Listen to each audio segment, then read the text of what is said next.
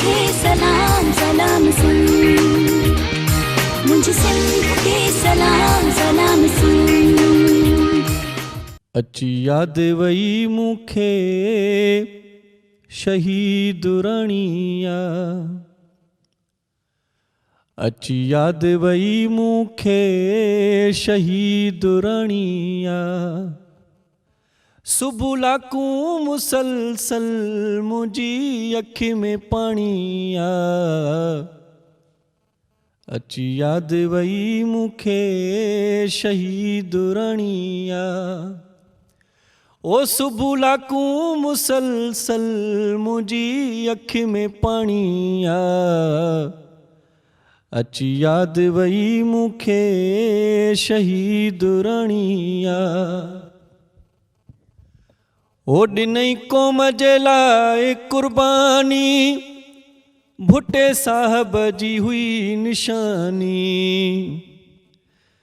ओ ॾिनई क़ौम जे लाइ क़ुर्बानी, भुट्टे साहब जी हुई निशानी, पंहिंजी मिटीअ ख़ातिर जंहिं शहादत माणीअ,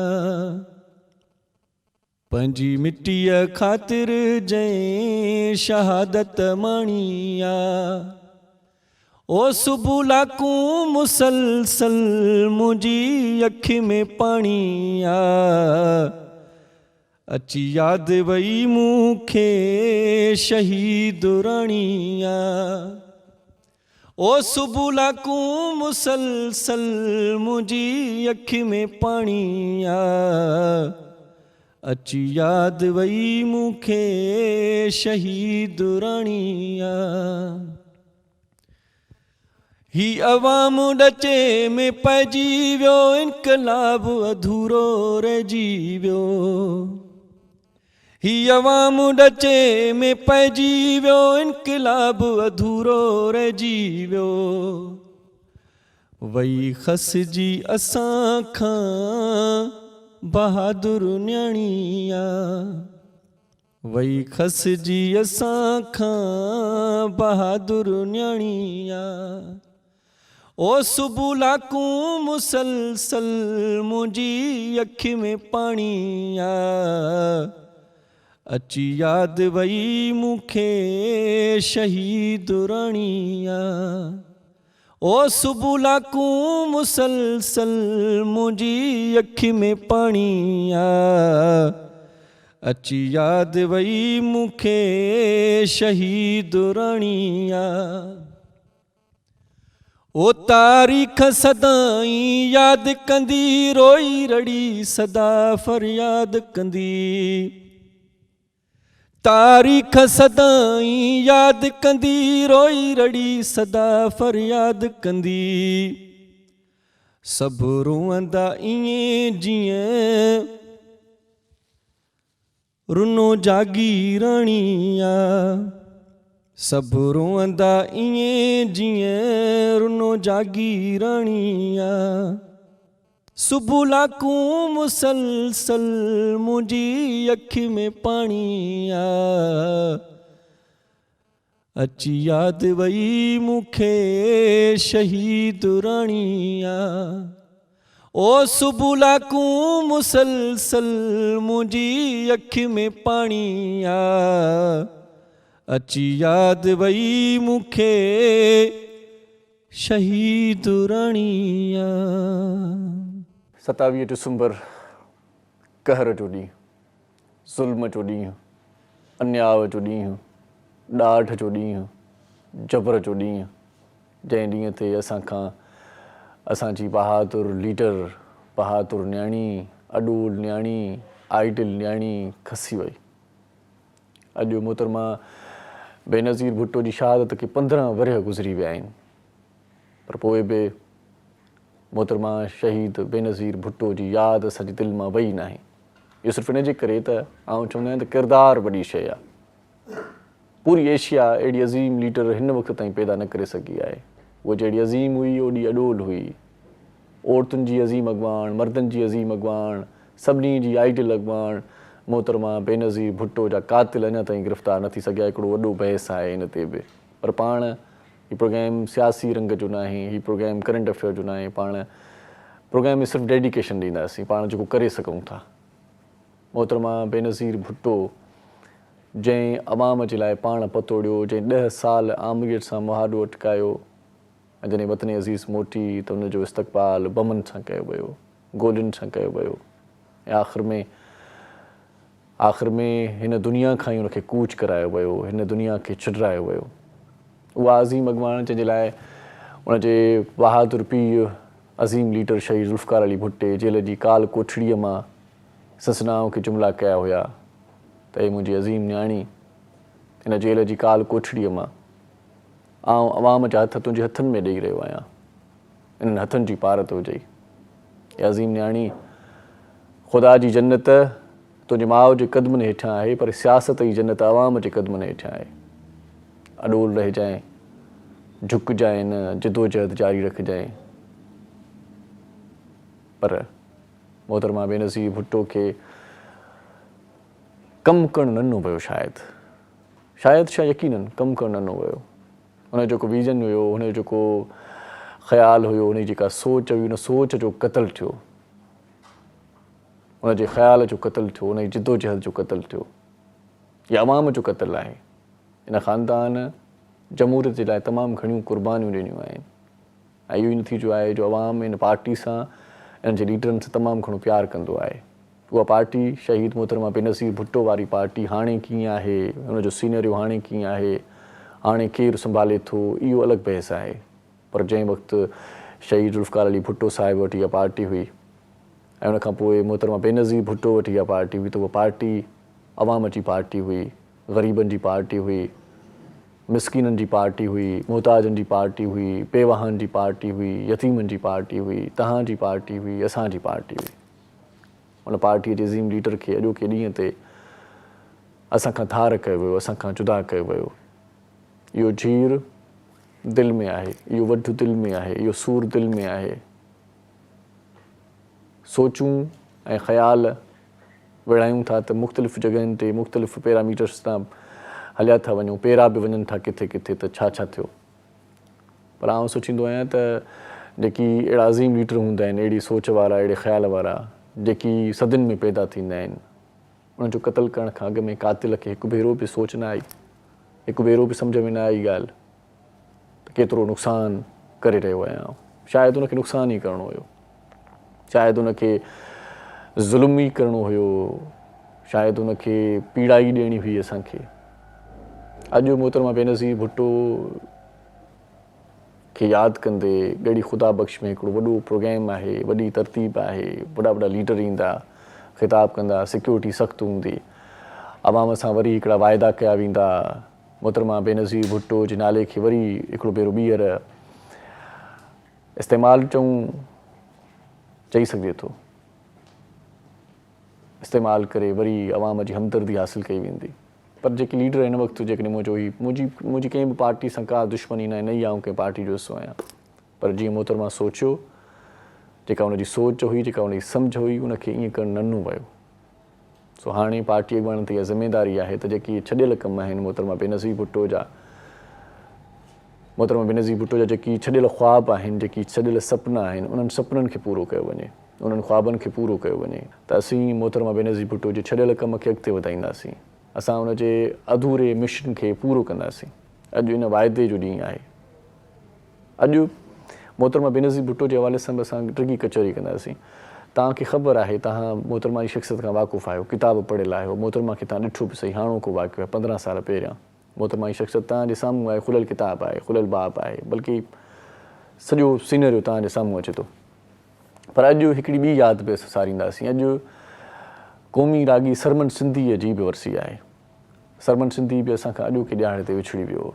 सरमंद सिंध जो बीजल क़ौमी राग में इनकलाब आणींदड़ रागी, जॾहिं क़ौम परस्त, जॾहिं क़ौमी काज वारा माण्हू जॾहिं नज़रबंद हुया, जॾहिं जेलनि में हुया, तॾहिं जेको क़ौमी तहरुक ॾिनो, जेको वलवलो ॾिनो, जेको जोश ॾिनो, जेका खून जी विलोड़ कई, रत जी विलोड़ कई, जज़्बे जी विलोड़ कई, उहा सरमन सिंधी साहिब कई। अब्दुर्रहमान मुग़ल सिंध असुल नालो हो, पिरियालो में ॼाओ हुयो, रोड एक्सीडेंट में हू असांखां जुदा थी वियो। सरमंद जा रोड एक्सीडेंट इन खां पहिरियां बि थिया हुया, पर अल्लाह जी महिरबानी सां वरी कुझु लम्हा कुझु घड़ियूं उहे असां ॿीहर असांजे विच में रहियो, पर जेको आख़िरी एक्सीडेंट थियो उन में हूअ असांखां जुदा थी वियो, उहो असांखे छॾे वियो, असांखां विछड़ी वियो। पर संस अमर कलाम, संस अमर राग, संस इनकलाबी ॿोल अॼु बि असांजे चपनि ते ॿुरंदा आहिनि, अॼु बि असांजे सोचुनि में गर्मी पैदा कंदा आहिनि, अॼु बि असांजे ख़्यालनि में विलोड़ पैदा कंदा आहिनि।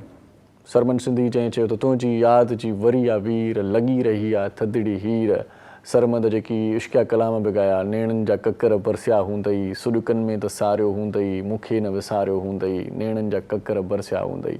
सरमद जंहिं चयो तो अचण जी न कई, मुंद आई वई यास मोटी वई, ऐं हीर कान घुली, मनु पंहिंजो लुछो, मनु पंहिंजो लुछो, असां तोखे सॼो, राणा तोखे सॼो। सरमद जंहिं चयो त पींघ ते हो पोपरी तुंहिंजो लुॾणु, की नथो विसरे मूंखां तुंहिंजो खिलणु, तुंहिंजो मिलणु, पींघ ते हो पोपरी तुंहिंजो लुॾणु। मूंखे तुंहिंजी जुदाईअ जो हिकु मिंट बि मारे थो, गच हाम जो ॻारे थो, ऐं सुॾकनि सां गुज़ारे थो, सुॼकनि सां रुआरे थो, मूंखे तुंहिंजी जुदाईअ जो हिकु मिंट बि मारे थो। सरमद खे बि यादि कंदासीं, अॼु डेडिकेशन सरमद खे बि ॾींदासीं। सरमद असांजो सिंध जो वॾो रागी आहे, वॾो कलाकार आहे। सरमद जो भाउ अहमद मुगुल ॻाए रहियो आहे, उन बि पंहिंजो नालो कमायो आहे। ऐं सरमद जी जेका सार आहे, जेका यादि आहे, अॼु पिरियालो में बि हूंदी। अॼु हुनजे आख़िरी आरामगाह ते के परिस्तार वेंदा, के सरमन सां जेकी प्यारु कंदा आहिनि, जेकी मोहबत कंदा आहिनि। तव्हां बि जेकॾहिं सरमन सां प्यारु कंदा आहियो त अॼु असांजे प्रोग्राम में ज़रूरु शामिलु थिजो। प्रोग्राम जी तरतीब खे अॻिते वधायूं था ऐं पाण किचन तरफ़ वञूं था। मसाको मसाला में ठहियल शयूं ॾाढियूं ज़बरदस्त हूंदियूं आहिनि, ज़ाइकेदार हूंदियूं आहिनि, मज़ेदार हूंदियूं आहिनि। मसाको मसाला में शेफ फैसल अॼु छा थो तयारु करे, इहो तव्हांखे आउं ॾसे छॾियां थो। तव्हां ॾिसिजो त इहे शयूं कीअं तयारु थियनि थियूं। तव्हां पंहिंजे किचन खे, बल्कि तव्हां पंहिंजे रंधिणे खे या पंहिंजे हथनि में को ज़ाइको आणणु चाहियो था, बहितर करणु चाहियो था, पंहिंजूं शयूं, पंहिंजा खाधा, त पोइ मसाको मसाला इस्तेमालु कयो। ऐं शेफ फैसल खे बि ॾिसो, अॼु मटन राइस ठाहे पियो ऐं बारबी क्यू प्लेटर जेको आहे, सो बारबी क्यू प्लेटर में छा छा ठहे पियो। मलाई बूटी आहे, ग्रीन बूटी आहे, तिक्का बूटी आहे, शीख कबाब बि आहे। इहे समूरियूं शयूं तयारु कराईंदो साईं। अॼु जल्दी जल्दी में समूरियूं शयूं सिखी वठूं था, ॾिसी वठूं था, मोटी अचूं था त पोइ कचौरी कयूं था। गॾु रहिजो, ॾिसंदा रहिजो। सलाम सिंध। अस्सलाम वालेकुम नाज़रीन, मां शेफ फैसल। ऐं जेके असां खाधा ठाहींदा आहियूं तमामु मज़ेदार, हुनमें हिकु फ्लेवर ॾियण लाइ असां इस्तेमालु कंदा आहियूं चिकन पाउडर। मसाको चिकन पाउडर तमामु बहितरीनु आहे, पैकिंग में दस्तियाबु आहे। मसाको चिकन पाउडर तव्हां कंहिं बि क़िस्म जी भाॼी में, कंहिं बि क़िस्म जे चांवरनि में, कंहिं बि क़िस्म जी दाल में, सूप्स में इस्तेमालु करे सघो था। हिन जो साशे हिते मिलंदो आहे, हर जॻह मार्केट में अवेलेबल आहे। जिते 2 चिकन क्यूब यूज़ कंदा हुन क्वांटिटी में ही पूरो साशे इस्तेमालु थींदो आहे। ऐं जॾहिं तव्हां ही साशे विझंदो ही पूरो पैकेट, त पोइ तव्हां लूण जो इस्तेमालु न कंदो। जॾहिं चांवरनि में विझंदो त या त 2 पैकेट विझंदो अधु किलो चांवर में, या हिन साशे सां गॾु पोइ तव्हां 1 चांहि जो चमचो लूणु विझंदो। तमामु बहितरीनु हिन सां फ्लेवर ईंदो आहे। ऐं हुन सां गॾु आहे बिज़ मुत्तफ़िक़। बिज़ मुत्तफ़िक़ कस्टर्ड आहे, वनीला फ्लेवर में, स्ट्रॉबेरी फ्लेवर में ऐं चॉकलेट फ्लेवर में। टर्किश ब्रांड आहे, तुर्की जी ब्रांड आहे, पाकिस्तान में ठहे पई, तमामु बहितरीनु पैकिंग में दस्तियाबु आहे। ऐं वाहिद इहा कंपनी आहे जेको चॉकलेट फ्लेवर में बि इहो कस्टर्ड ठाहे पई। ठीकु आहे, हिन जो जेको तरीक़ेकार आहे सॼो हिन जे पुठियां लिखियलु आहे। पुठियां सॼो तरीक़ेकार लिखियलु आहे। 3 पा खीर या 3.5 कप खीर में ही पूरो पैकेट हीअं खोले विझंदो, मिक्स कंदो, पोइ चुल्हे ते चाढ़ी, गरम खीर में न विझिजो, थधे खीर में, पोइ चुल्हे ते चाढ़ंदो। 4 खां 5 मिंट में ज़बरदस्त क्रीमी कस्टर्ड तयारु थींदो बिज़ मुत्तफ़िक़ जो। ठीकु आहे, अॼु की रेसिपी असां छा ठाहियूं पिया? अॼु असां ठाहियूं पिया बारबेक्यू प्लेटर। बारबेक्यू प्लेटर तमामु बहितरीनु, 1 किलो ताईं बारबेक्यू ठहंदो, जेको 4 खां 5 माण्हू आराम सां खाई सघनि था। उन सां गॾु मटर वारा राइस ठाहींदासीं। ऐं उनखे कीअं डिवाइड कबो, 4 फ्लेवर में ठाहियां पियो बारबेक्यू, यानी मलाई बोटी आहे, ग्रीन बूटी आहे, ग्रीन तिक्का बूटी आहे, ऐं नॉर्मल जेको चिकन तिक्का बूटी हूंदी, ऐं सीख कबाब। 4 फ्लेवर में ही ठहंदो, तमामु बहितरीनु।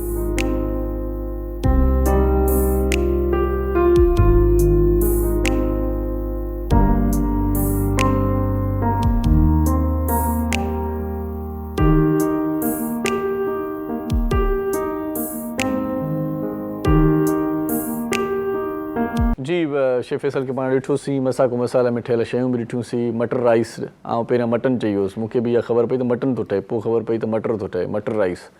सो मटरनि वारा जेके चांवर आहिनि उहे तव्हां ठाहिणु सिखिया। बारबेक्यू प्लेटर में तव्हां ॾिठो पए त जेको आहे सो ग्रीन कबाब बि आहे, गॾोगॾु ग्रीन बूटी, मलाई बूटी, तिक्का बूटी, शीख कबाब। बल्कि उहे समूरियूं शयूं तव्हां ॾिठियूं पए त कीअं ठहियूं, तकड़ियूं तकड़ियूं ठहियूं, मज़ेदार बि ठहियूं। सो मसाको मसाला ठाहींदव त ईअं जल्दी में ठाहे वठंदव, मसालो मसाका आणींदव ऐं उन में खाधा पचाईंदो त ईअं जल्दी में इहे खाधा मज़ेदार बि ठहंदा, भला बि ठहंदा ऐं ज़बरदस्त ठहंदा, खाइण लाइ दिलि चवंदी। सो अॼु अख़बार छा थी चए, रोज़ानी डिजिटल अख़बार पढ़ंदासीं पाण। कराची हैदराबाद सखर मां शाया थींदी आहे अख़बार जो ख़ासि एडिशन बि शामिलु कयो आहे, शाया कयो आहे। शहीद मोहतरमा बेनज़ीर भुट्टो जी वरसीअ जी मुनासिबत सां शहीद मोहतरमा बेनज़ीर भुट्टो खे डेडिकेशन आहे जो की पूरी अख़बार में। मोहतरमा चयो त तव्हां कंहिं इंसान खे क़ैद करे सघो था पर नज़रिए खे नथा करे सघो, तव्हां कंहिं इंसान खे जलावतन करे सघो था पर नज़रिए खे जलावतन नथा करे सघो। मोहतरमा इहो बि चयो हुयो त तव्हां कंहिं इंसान खे मौत ॾेई सघो था पर नज़रिए खे मौत नथा ॾेई सघो। सो अहिड़ी अज़ीम बहादुर अॻवान बहादुर लीडर जे हवाले सां अॼु पूरी अख़बार जेका आहे सा हिकिड़ो ज़बरदस्त पर्चो शाया कयो आहे डेडिकेशन जो। ऐं हींअर तव्हां ॾिसी रहिया हूंदो मोहतरमा बेनज़ीर भुट्टो जो पूरो पर्चो आहे अॼोकी अख़बार में रोज़ानी जेल में। ऐं मुख़्तलिफ़ माण्हुनि जा पैगाम बि आहिनि, मुख़्तलिफ़ माण्हुनि जा राया बि आहिनि, मुख़्तलिफ़ माण्हुनि जी जेका आहे सा इज़हार अक़ीदत मुहबत मोहतरमा बेनज़ीर भुट्टो साहिबा सां।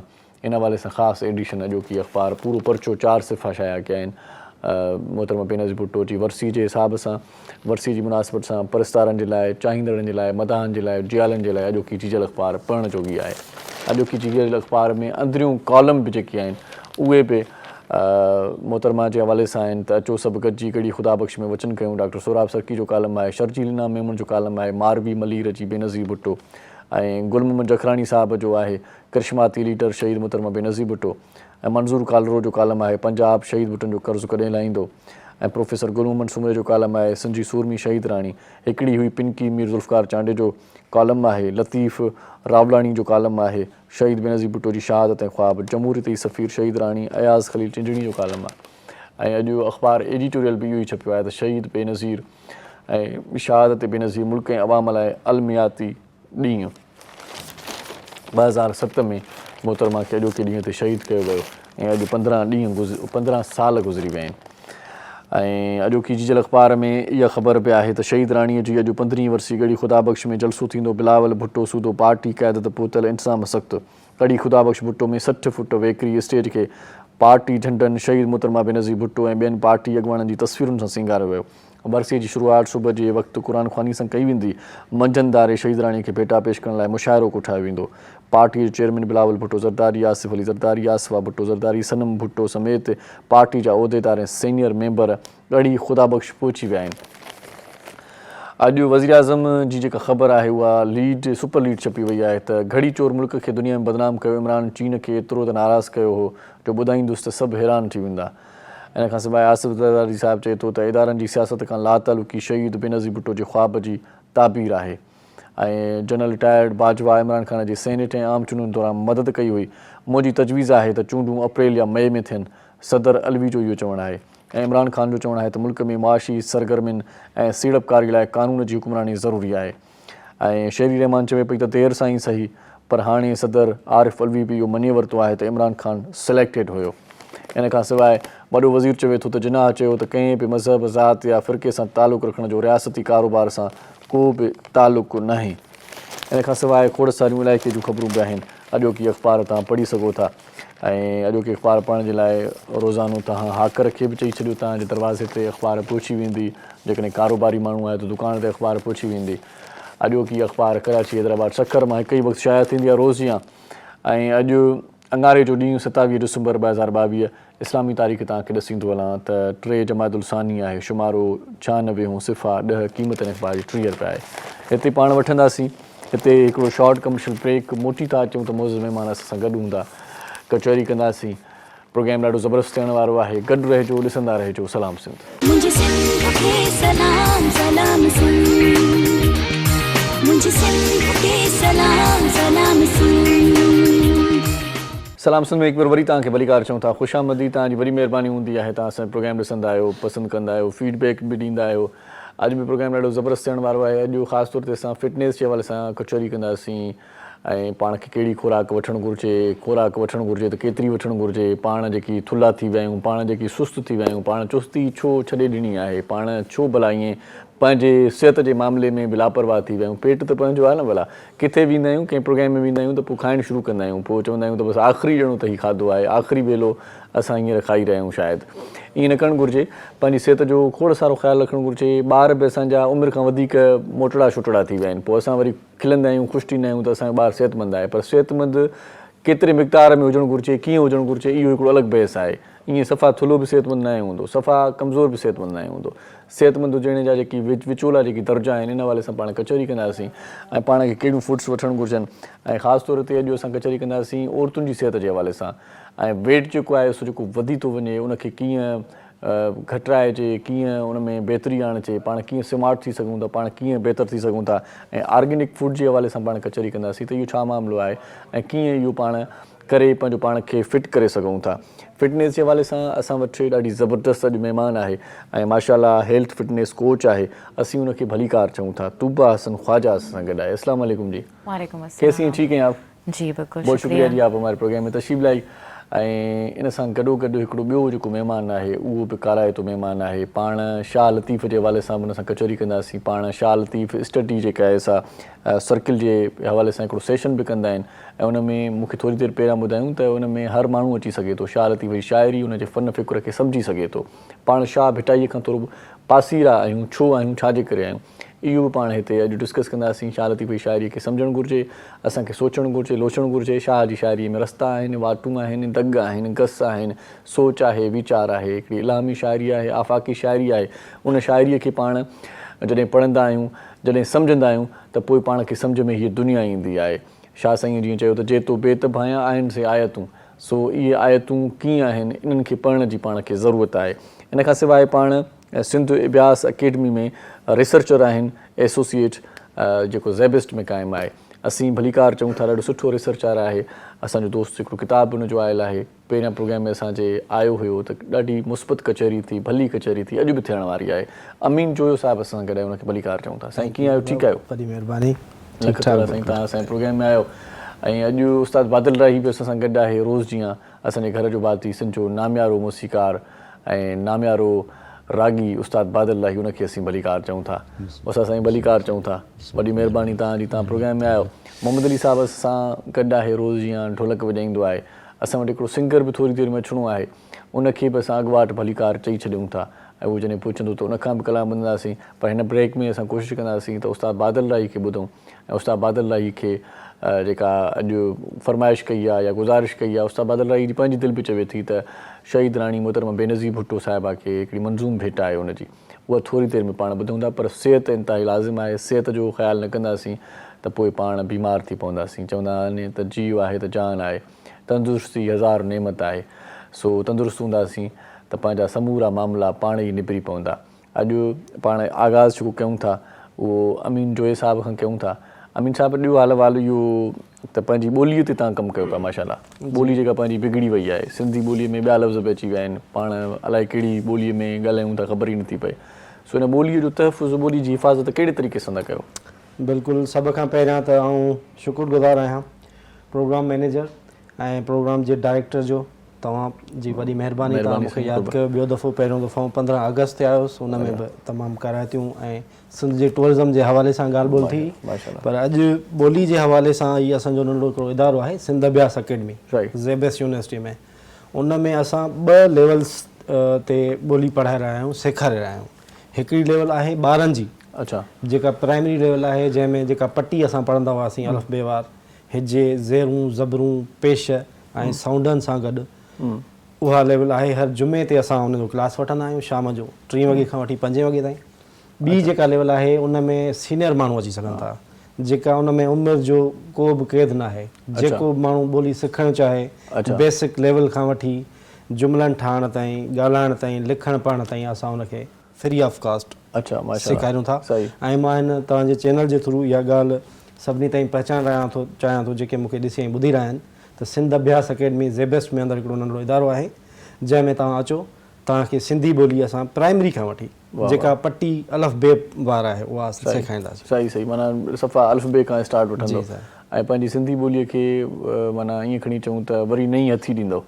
बिल्कुलु पाण वरी नए सिर सां पंहिंजी ॿोलीअ खां पाण परे थी विया आहियूं। पाण वटि जेकी बि अफ़सोस जहिड़ो जेको क़दम आहे उहो इहो आहे जो हिसाब त जेकी माण्हू थोरा आसूदा थी वञनि था, वधीक पढ़ी लिखी वेंदा, पंहिंजी ॿोलीअ खे विसारे छॾनि था। पाण ॻाल्हायूं कोन था, घरनि में था ॻाल्हायूं। असुलु छा था सम्झो त सबबु छा आहे पंहिंजी ॿोली ख़राबु थियण जो? बेसिकली मीडिया खे आउं सबक़ु सम्झां थो, जेको मीडिया ई हुनजो सबबु आहे। जेका माण्हू जी जेका ॿोली आहे उनखे जेको आहे सो बिगाड़ जेको चइजे उहो असां था कयूं सोशल मीडिया जे थ्रू। अच्छा, सोशल मीडिया मुंहिंजे लाइ था चओ। ॻाल्हाईंदा आहियूं त हुनमें पंहिंजी ॿोलीअ खे छॾे करे असां ॿी ॿोली चूंड कंदा आहियूं ॼाणे वाणी। ऐं उनखां अलावा वरी फैशन जे तौर ते बि जेके माण्हू पाण खे एलीट क्लास सम्झनि था उहे पंहिंजी ॿोली खे छॾे धारी ॿोली ॾांहुं वञनि था। ॾाढी सुठी ॻाल्हि तव्हांजी लॻी, तव्हां निशानदेही कई आहे ऐं तव्हां वेही करे चैनल ते ऐं तव्हां इहो माना चओ था त वाक़ई में असांजो ई किरदारु आहे। पर ॾिसो न, सभु आङुरियूं चवंदा आहिनि पंज ई आङुरियूं बराबरि न आहिनि। कुझु अहिड़ा माण्हू वाक़ई आहिनि जिन जी ॿोली ठीकु न आहे, भली न आहे, बहितर न आहे। ऐं ज़ाहिर आहे त मीडिया हिकिड़ो अहिड़ो इदारो आहे जंहिंखे माण्हू ॿुधी करे सम्झंदा आहिनि, सिखंदा आहिनि। पाण जेका ॿोली ॻाल्हाईंदासीं त जेको नंढो ॿारु हिन वक़्तु कोई ॾिसंदो हूंदो त उहो असांजी ॿोलीअ मां सिखी वठंदो त हीउ छा थो चवे। सो असांजो हिकिड़ो रोल आहे, असीं कोशिशि कयूं था।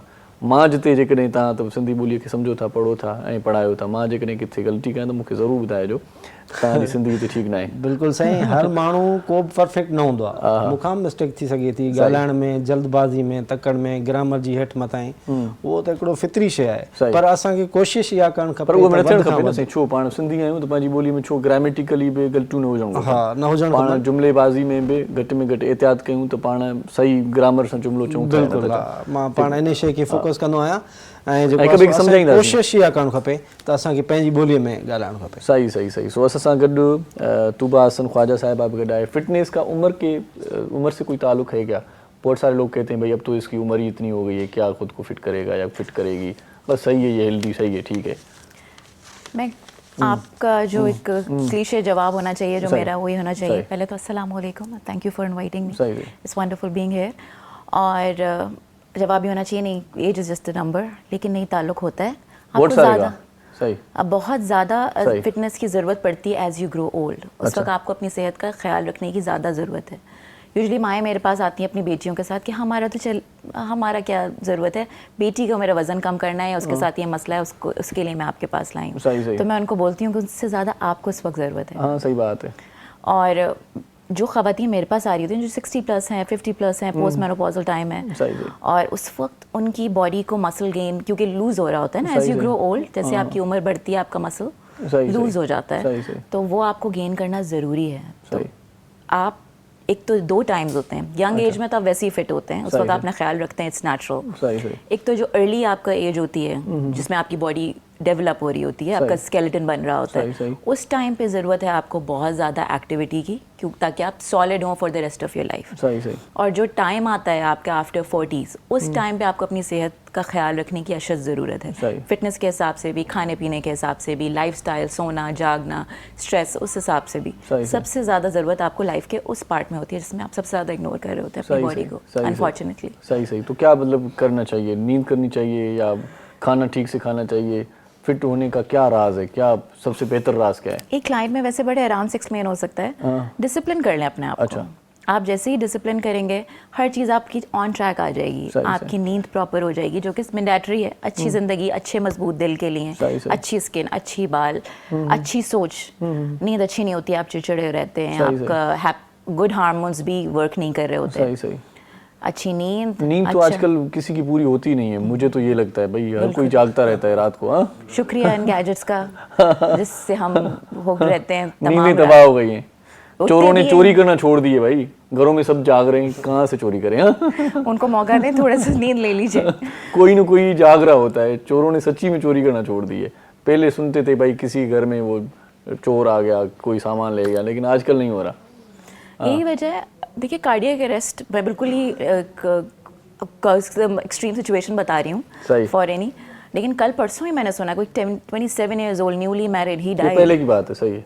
न्यूली डाइड, मतलब अभी ही वाज वेरी यंग और ही passed away, sudden cardiac arrest, कोई ब्लड प्रेशर इश्यूज भी नहीं थे। सही। नींद नहीं लेता था वो। सही।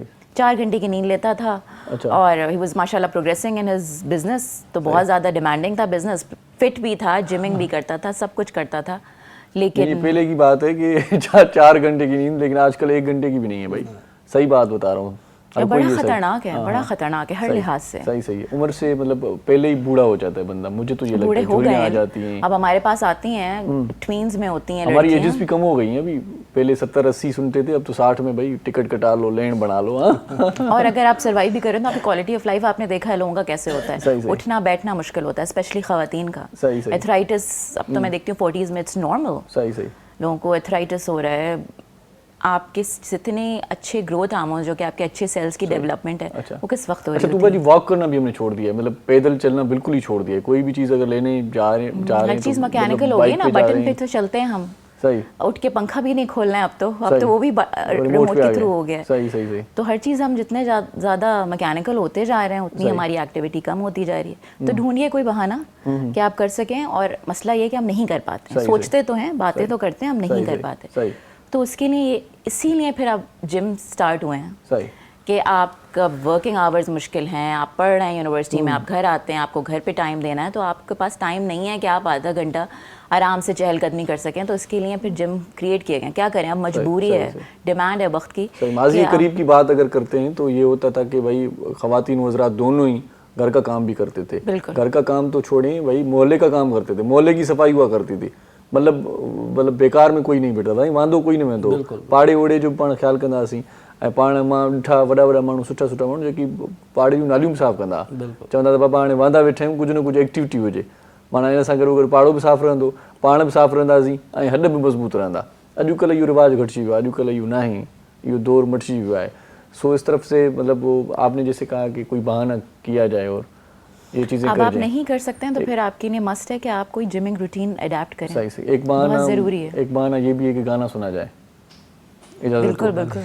ऐं मोहतरमा शहीद बेनज़ीर भुट्टो साहिबा जो अॼु ॾींहुं आहे, उनजी वरसी जो ॾींहुं आहे, गड़ी ख़ुदा बख़्श में घर ख़ाली हूंदी, असां बि थोरी देरि पहिरियां ॾुख दर्द कैफ़ियत मां गुज़रिया आहियूं, पर छा कजे, जहान खे अॻिते हलाइणो आहे, ज़िंदगीअ खे अॻिते हलाइणो आहे, तरतीब खे अॻिते हलाइणो आहे। सो प्रोग्राम त हलंदो रहंदो, पर यादि असां खां विसरी न सघंदी। सो साईं बादल लाइ गुज़ारिश कयूं था त कुझु ॿुधाए। काल हिते जाई हुई, केॾी सुंदर माई हुई,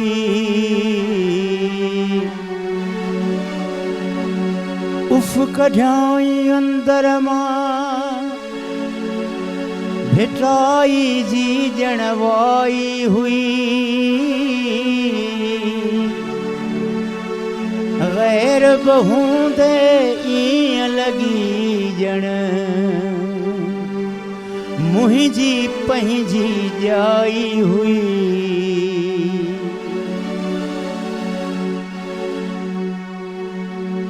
मोहतरमा जो पलांद सिंधु दरिया थो चवे, पर हक़ीक़त हिन तरह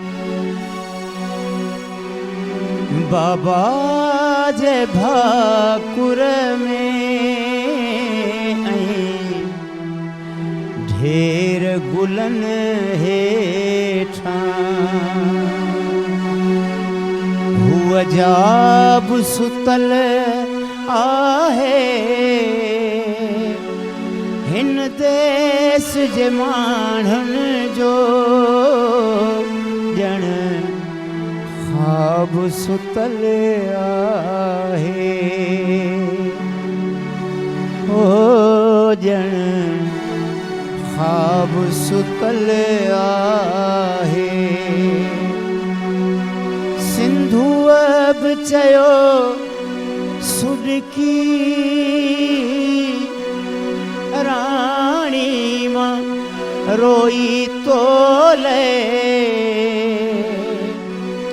सिंधुअ बि चयो सुॾकी राणी मां रोई तोले, बेला बोड़िया पर मुझो आब सुकल आहे, बाबा जे भाकुर में ढेर गुलन हेठां हुआ जाब सुतल आहे, जे माण्हुनि जो ॼण ख़्वाब सुतल आहे ओ ॼण ख़्वाब सुतल आहे। वाह साहबा, ॾाढी सुहिणी शाइरी ऐं शाइरी में कमाल हुयो त हूअ मतिलबु सुतल आहे त ॼण हिन सिंध जे हिन देश जे माण्हुनि जो ख़्वाबु सुतल आहे। सो इहे ख़्वाब असांजा अधूरा रहिजी विया। मोहतरमा असांखे छॾे वई। हाणे जेकी हाणे पार्टी खे संभालींदड़ आहिनि, जेकी बागूं संभालींदड़ आहिनि, उन्हनि जो फ़र्ज़ु आहे त मोहतरमा जो जेको विजन हुयो, जेको उनजी जेका सोच हुई, उनजो जेको ख़्यालु हुयो, उनजी जेका मारूड़नि सां हमदर्दी हुई, जेका तड़प हुई, उन समूरी कैफ़ियत खे, उन समूरे मिशन खे, उन समूरे ख़्याल खे, उन समूरी सोच खे अॻिते वधाइणु इन्हनि पार्टी अॻुवाणनि जो कमु आहे जेकी हिन वक़्तु हिन पार्टी जा सरबराह आहिनि, जेकी अॼु वॾी ख़ुदा बख़्श में वॾियूं तक़रीरूं कंदा, वॾा ख़िताब कंदा, आवाम वॾो जोशीलो थींदो, नारा लॻंदा। पर छा इहे नारा सिर्फ़ु नारा ई रहिजी वेंदा या इन जो को अमली तहरुक बि थींदो? का हिकमत अमली बि जोड़ी वेंदी, को अमली कमु बि थींदो, का अमली तरक़ी बि थींदी, को सिंधु माण्हू ख़ुशहाल बि थींदो, सिंधु माण्हू अॻुभरो बि थींदो, या उअं ई जीअं पाण हिन वक़्तु बि निधणका आहियूं ऐं निधणका रहिजी वेंदासीं।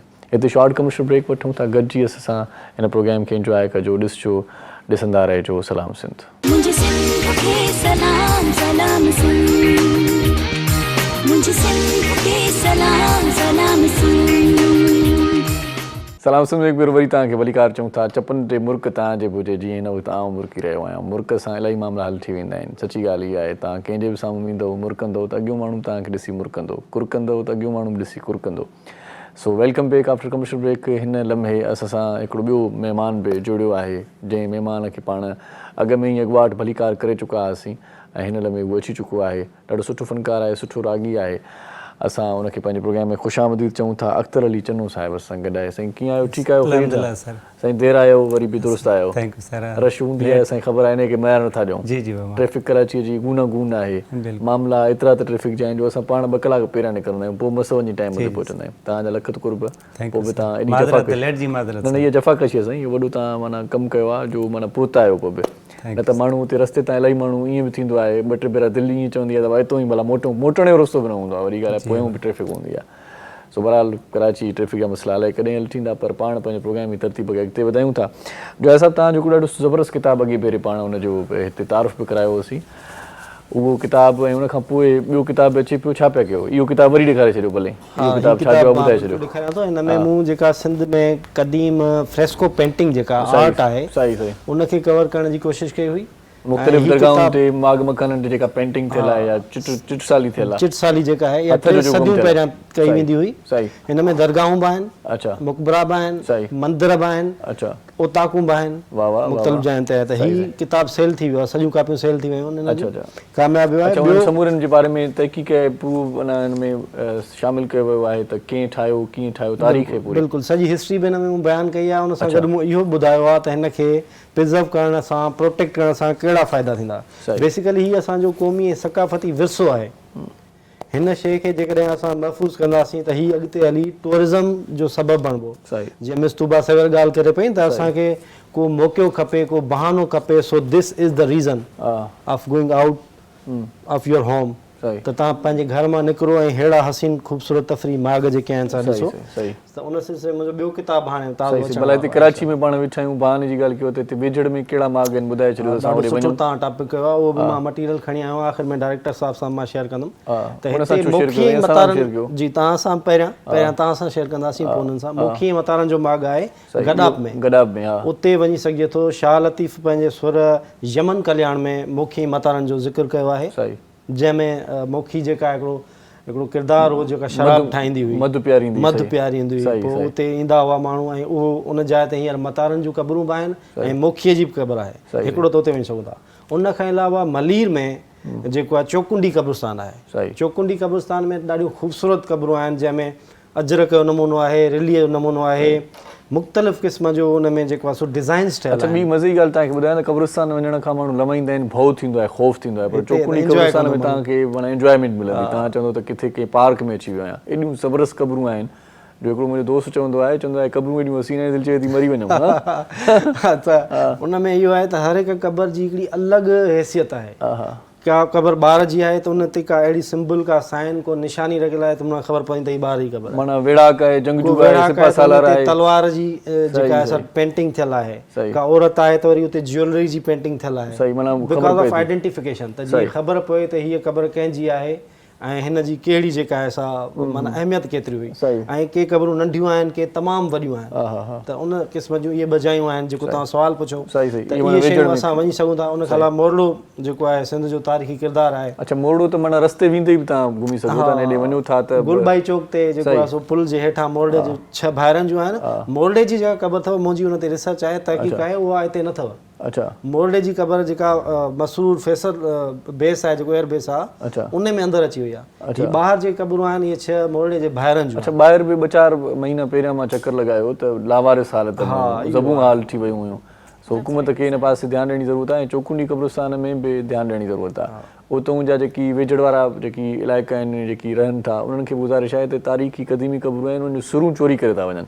उन्हनि जी हिकु सिर मां तव्हांखे छा मिलंदो? बिल्कुलु। माना तव्हांजे कहिड़े कम जी उहा सिर, पर उहे नायाब सिरूं उहे चोरी करे था वञनि। पोइ उहा जेका आहे क़बर में सुमार थी वञे, जंहिंसां पाण खे मतिलबु क़ौमी नुक़सानु आहे, विरसे जो नुक़सानु आहे। इहे ई शयूं आउं लिखंदो आहियां पंहिंजी किताब में। इहे शयूं लिखंदो आहियां। हिन लाइ ज़रूरत आहे त शऊर पैदा कजे। सही। उते वञी हिकिड़ो प्रोग्राम करे सिम टीवी वारनि खे मां सलाह ॾींदुसि या ॿिया बि जेके उते कम्यूनिटी वारा जोखिया रहनि था, कलमती रहनि था, या जेके बि उसे पासे जा माण्हू रहनि था, उते वञी हिकिड़ो प्रोग्राम कनि जंहिंमें जागरता फैलाई वञे त बाबा हीअ असांजो क़दीम क़ौमी ऐं सक़ाफ़ती विरसो आहे। हिन जी असां मालिकी न कंदासीं त ॿियो केरु कंदो? अच्छा, चौकुंडी क़ब्रिस्तान जेकॾहिं घुमणु वञो था, शाइरी सां जेकॾहिं तव्हांखे शगुफ़ आहे त पोइ तव्हां शमशेर इदरी साहिब जी मज़ार बि उते ई आहे। बिल्कुलु। ऐं ताजल बेवस साहिब जी मज़ार बि उते आहे। तव्हां उते उन्हनि जी मज़ारुनि ते वञी दुआ करे सघो था। सिंध मुंहिंजी मां सूंहं तुंहिंजी मथां छा लिखी छा लिखां, ताजल बेवस साहिब जी मज़ार उते आहे। हिन सां गॾोगॾु शमशेर इदरी साहिब जी मज़ार उते आहे। तुंहिंजे नेणनि में चो निहारे वियो, ॼण त सिंधूअ जे ॿिए किनारे वियो, हिकिड़ो शमशेर हो ज़माने में, सो बि दुनिया मां अॼु गुज़ारे वियो। सो इन ॿिन्ही जी मज़ारुनि ते बि तव्हां उते फातह करे सघो था, घुमी सघो था ऐं इन क़ब्रिस्तान खे बि तव्हां सॼो ॾिसी सघो था। ऐं हिकिड़ी मतिलबु जेके व्लॉग जा शौक़ीन दोस्त आहिनि, उहे बि घर खां वठी जेके चौकुंडी वेंदा, व्लॉग ठाहींदा, त ॾाढो ज़बरदस्त कमाल जो व्लॉग ठहंदो ऐं तव्हांखे ॼाण मिलंदी, तव्हांजी ॼाण में इज़ाफ़ो बि थींदो। ईअं न साईं? बिल्कुलु बिल्कुलु। कन मां भुलियो आहियां, 2 मज़ारूं उते ई आहिनि। तव्हां बिल्कुलु टॉपिक ते ऐं लाइन ते उन ई ते ॻाल्हाए पिया। सही। ऐं बिल्कुलु असांखे पंहिंजे क़ौमी सक़ाफ़ती विरसे जी सार लहणु खपे ऐं शऊर फैलाइणु खपे। त अहिड़ो को प्रोग्राम जेकॾहिं उते थी वञे त माण्हुनि में बि जागरता पैदा थींदी त बेली हा हीअ असांजा वारिस अची विया आहिनि, असां हिननि शयुनि खे संभालियूं। ऐं ॿियो त बेहुरमती थिए पई क़ब्र में। पथर चोरी करे खणी वञण सां उहो त माण्हू किथे पंहिंजे घर में इस्तेमालु कंदा, पर इहो त सोचो त हीअ क़बर में लॻल हो पथर, हीअ को आम पथर न आहे। ऐं उन ते आयतूं जेके इंस्क्रिप्शन थियल आहे उन ते, त उहा बि हिकिड़ी बेहुरमती आहे। मूं पंहिंजी रिसर्च जे दौरान इहे जेके चौकुंडी वारा जेके पथर आहिनि, उहे जेके मायूं साईं कपिड़ा कोन धोईंदियूं आहिनि, धोबी जे तौर ते उनखे माना कुटनि पियूं, उते कपिड़ा सटनि पियूं, त ईअं बि उनजो इस्तेमालु थिए। माना जेके नाया पथर आहिनि उहे माना इन कम जा हाणे थी विया। सो इंतिहाई अफ़सोस जेको माना अमल आहे इहो ईअं न थियणु घुरिजे। सरकार खे बि गुज़ारिश कयूं था ऐं वस वारनि खे गुज़ारिश कयूं था, इन पासे ध्यानु ॾियणी ज़रूरत आहे ऐं इहो ध्यानु तव्हां असां पाण बि हिक ॿिए जो करे सघूं था। सो तूबा साहिबा बि असां गॾु आहे। तूबा जी मुझे ये बताएं कि फिटनेस पे भी तो आते हैं, लेकिन अब सुबह की डाइट क्या होनी चाहिए या सुबह का खाना क्या, नाश्ता क्या होना चाहिए, और दोपहर का और रात का थोड़ा बता दें। ये भी मेरे ख्याल से फिटनेस का हिस्सा ही है। बिल्कुल फिटनेस का हिस्सा है। आपकी डाइट सबसे क्रूशल रोल प्ले करती है आपकी सेहत में। नाश्ता, जैसे कि हम हमेशा से सुनते रहे, नाश्ता बाश्ता की तरह होना चाहिए। अब बेहतरीन सबसे इम्पोर्टेंट मील है। लेकिन बहुत सारे लोग ऐसे भी मैंने देखे हैं कि वो सुबह का नाश्ता छोड़ देते हैं, उनको अच्छा भी नहीं लगता, पता नहीं सुबह सुबह मुझे खाना अच्छा नहीं लगता। जिंदगियां इतना मसरूफ हो गई हैं कि भागते भागते तुम्हारा नाश्ता होता है, जॉब पे जाना है या बच्चों को जाना है, तो बस जल्दी जल्दी में खाया नहीं खाया। उनकी शक्लें भी सड़ गई हैं, जैसे हमारा डायरेक्टर साहब है, देखिए सुबह का नाश्ता नहीं करता माजरत के साथ, तो वो भी इसी हो गए। अच्छा, तो अब ऐसा होता है कि हम अंडर परफॉर्म कर रहे होते हैं। जो काफ़ी रिसर्चेस हुई हैं इस बारे में कि वो लोग जिन्होंने नाश्ता किया और जिन्होंने नहीं किया, उनकी परफॉर्मेंस देखी गई तो अंडर परफॉर्म कर रहे होते हैं। इतनी अच्छी परफॉर्मेंस ही नहीं होती, आपका दिमाग ही इतना अच्छा नहीं चलता है, ब्रेन फंक्शनैलिटी आपकी लो हो जाती है। सही। और ज़फर साहब सुन रहे हैं ना, आपका जो है ना वो दिमाग सही नहीं काम कर रहा है। जो सबका मसला है ना, वजन बढ़ता है। आपका मेटाबॉलिज्म, मैं सबको बताती हूँ जो मेरे पास आते हैं, कि आपका मेटाबॉलिज्म नीचे चला जाता है। अच्छा, वजन बढ़ जाता है। और जो आप खाते हैं बाद में, उसको आप गेन करने के आपके रेशो बढ़ जाता है। सही। क्योंकि आप बर्न करते हैं ना। लेकिन ये ऐसे मैंने बंदे कम ही देखे हैं जो कुछ खाते हैं लेकिन लगता ही नहीं है इनको। वैसे की वैसे कौन है ये लोग? ये खाना जा कहाँ रहा है पता ही नहीं चल रहा। सही मैंने खाई तो ॾाढो आहे, पर इसको कोई खाना लगता ही नहीं है, पता नहीं क्या है, बहुत खाता है वैसे। नहीं, कोई ना कोई तो सीक्रेट होगा, अच्छा मेटाबॉलिज्म होगा। लेकिन नाश्ता ज़रूरी है, और बच्चों को बचपन से आदत डालें कि हमारा पैटर्न बन गया कि मेरा बच्चा खाता ही नहीं है, क्या करें, वो दूध पी के चला जाता है। तो नाश्ता बचपन से एक रूटीन बनाएं, बच्चों का भी, अपना भी। आपको खाता देखेगा बच्चा तो वो भी खाएगा। सही सही सही। और तो क्या होना चाहिए बच्चों के लिए भी, मतलब सुबह ब्रेड खाते हैं या रोटी खानी चाहिए, अंडा खाना चाहिए, क्या? अंडा तो देखिए हाई प्रोटीन नाश्ता, सबसे पहले तो आपको अच्छी प्रोटीन और फैट्स की अच्छी डोज मिलनी चाहिए नाश्ते में। फैट्स हमने बिल्कुल अपनी जिंदगियों से ऐसे कर दिए जैसे कोई बहुत ही खतरनाक चीज़ है। फैट्स आर वेरी इंपॉर्टेंट और बहुत सेहतमंद एडिशन है आपकी ज़िंदगी में। आपकी बच्चों के स्पेशली दिमाग की डेवलपमेंट हो रही होती है ना अर्ली एजेस में, तो अगर उनको फैट्स नहीं मिलेंगे तो उनका ब्रेन डेवलपमेंट इतनी अच्छी नहीं होगी। तो गुड फैट्स लीजिए और जानिए कि गुड फैट्स किन किन चीज़ों में होते हैं। आप देसी घी का इस्तेमाल कीजिए, बटर का इस्तेमाल कीजिए, लेकिन नाश्ते में।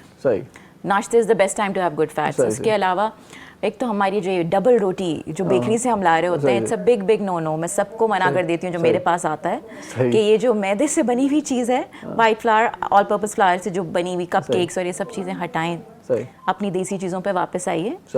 घर में होल ग्रेन की जो चक्की का आटा होता है उसके आप भले पराठा बना के खाएं, नो ब्रेड। सही सही।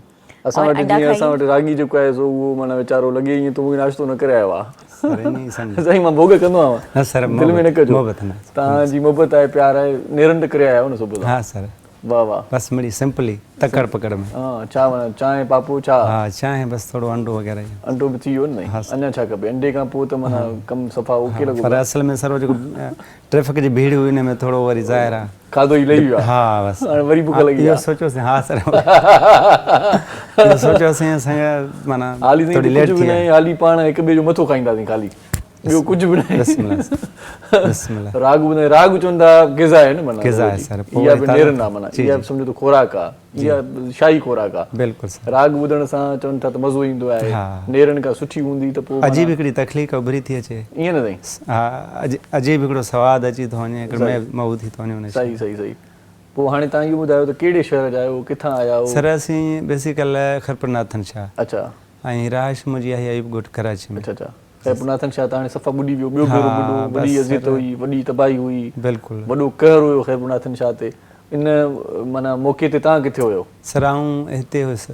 अच्छा, हिते बचाव में हुयो? हा, फैमिली सॼी हिते हुई, फैमिली पंहिंजी हिते हुई, बाक़ी वालिदैन हुते हुया। अच्छा अच्छा, बस थोड़ी तकलीफ़ थी वियो न, ख़ैर थी बस निज़ाम रात जो जेका अलार्मिंग सूरत हाल इहा हुई त रात जो चऊं त भाई टपड़ खणो, जेका डीसी साहब नोटिफिकेशन उन में ॾाढी परेशानी थी, अधु राति जो सभिनी खे चऊं त अचानक हाणे पाणी अचे थो। बिल्कुलु सर। हा, उन खां वरी छा त किराया हर शइ वधी थी वञे, ग़रीब माण्हू को परेशान, को केॾां त माना तमामु इंतिहा आहे तर शइ मालिक जे हथ में। सही सही सही। पर साईं पंहिंजे हथ में बि आहे, हुकुमरान जेकॾहिं चङाई कंदा त घटि में घटि नुक़सान। ॿियनि मुल्कनि में माना सदाई बरसाति हूंदी आहे, मींहुं पवंदो आहे, उते रोड रस्ता सभु ओके लॻा पिया आहिनि। ख़ैर इहो हिकिड़ो वॾो बहस आहे, इन ते पाण सॼो प्रोग्राम करे सघूं था ऐं तनक़ीदी प्रोग्राम बि थी सघे थो, तारीफ़ी प्रोग्राम बि कंदा आहियूं, हुकूमत को चङो कमु करे तारीफ़ बि कंदा आहियूं। हाणे भला छा ॿुधाईंदव असांखे? सर साईं इंशाअल्लाह ते बिठाई जी काफ़ी आहे। वाह वाह वाह साईं वाह।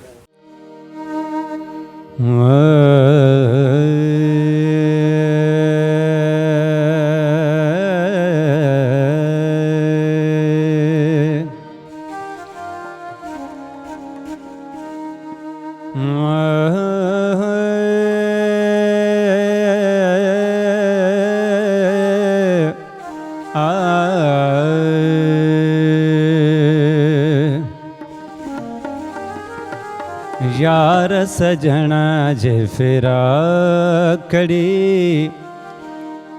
दोस्त सजना जे फिराकड़ी, यार सजना जे फिराकड़ी, दोस्त सजना जे फिराकड़ी, जेॾियूं आओ मारे, जेॾियूं आओ मारे, यार सजना जे फिराकड़ी, दोस्त सजना जे फिराकड़ी।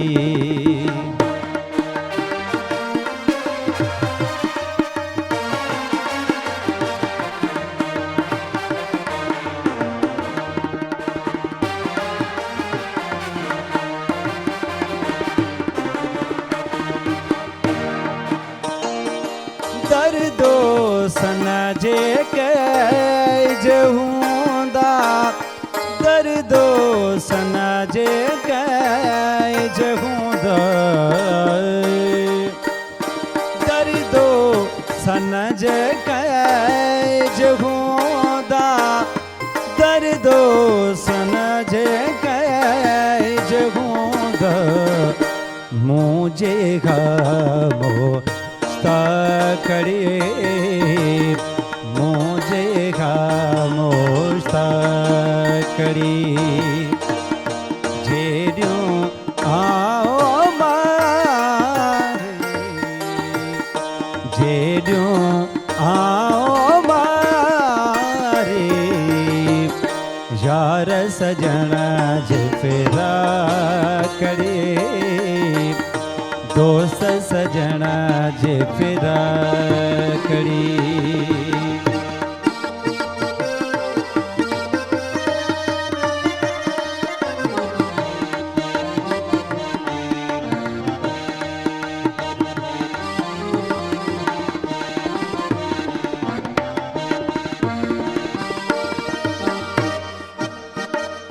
जाथे काथे महबूबन जाथे काथे महबूबन जी जाथे काथे महबूबन जी आगे घुसना जी हा करे आगे घुसना जी हा करे यार सजना जे फेरा करे दोस्त सजना जे फेरा करे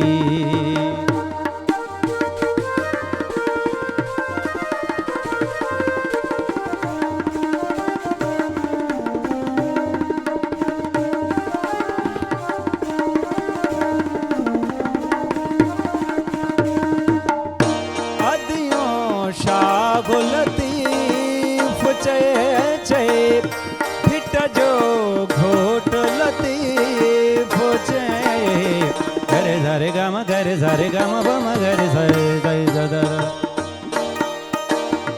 अदियों शाह लतीफ चे फिट जो घोट लतीफ चे मोहबू असांजो ऐसना कुड़ी दोस्त असांजो ऐसना कुड़ी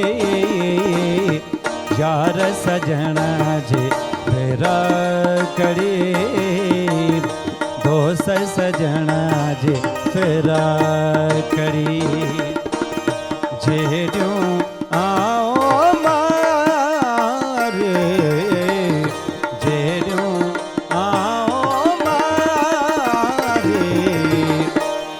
यार सजना जे फेरा करे दोस्त सजना जे फेरा करे वाह साईं वाह यार सजण जे फिराक जी जेॾियूं आऊं मारी सो ॾाढो सुठो कलाम ॿुधोसीं ऐं हिन सुठे कलाम खां पोइ हिकिड़ो सुठो ब्रेक वठूं था मोटी था अचूं गॾु रहिजो असां सां ॾिसंदा रहिजो सलाम सिंध मुझे सिंध के सलाम सलाम सिंध मुझे सिंध के सलाम सलाम सिंध सलाम सिंध में हिकु भेरो वरी तव्हांखे वरी कार चऊं था शाह अब्दुल लतीफ़ भिटाई रहमतुल्लाह अलैह जो कलाम ॿुधोसीं पाण चने साहिब खां सो ॻाल्हि निकिती आहे त पोइ जोयो साहिबु गॾु वेठो आहे जेको आहे शाह लतीफ़ भिटाई सर्किल जे हवाले सां असां कचहरी कयूं था त ख़मीस ते को आहे तव्हांजो सेशन छा उन में हूंदो मौज़ू उनवान कहिड़ो आहे भिटाई जी कहिड़ी माना जेको आहे सो शाइरी या फ़न फ़िकुर ते हिन वक़्तु ताईं कमु करे चुका आहियो मां पंहिंजी ॻाल्हि शुरू करण खां पहिरियां हिकिड़ो शेर तव्हांजी नज़र कंदुसि जी साईं हलो हलो काकतड़े जिते नींहं पचार न का ॿी तवार सभु का पसे पिरीअ खे वाह वाह सुर मुमल राणो असां स्टार्ट कंदासीं अच्छा हर हफ़्ते हिकिड़ो सुर असां सेलेक्ट कंदा आहियूं पोइ हुते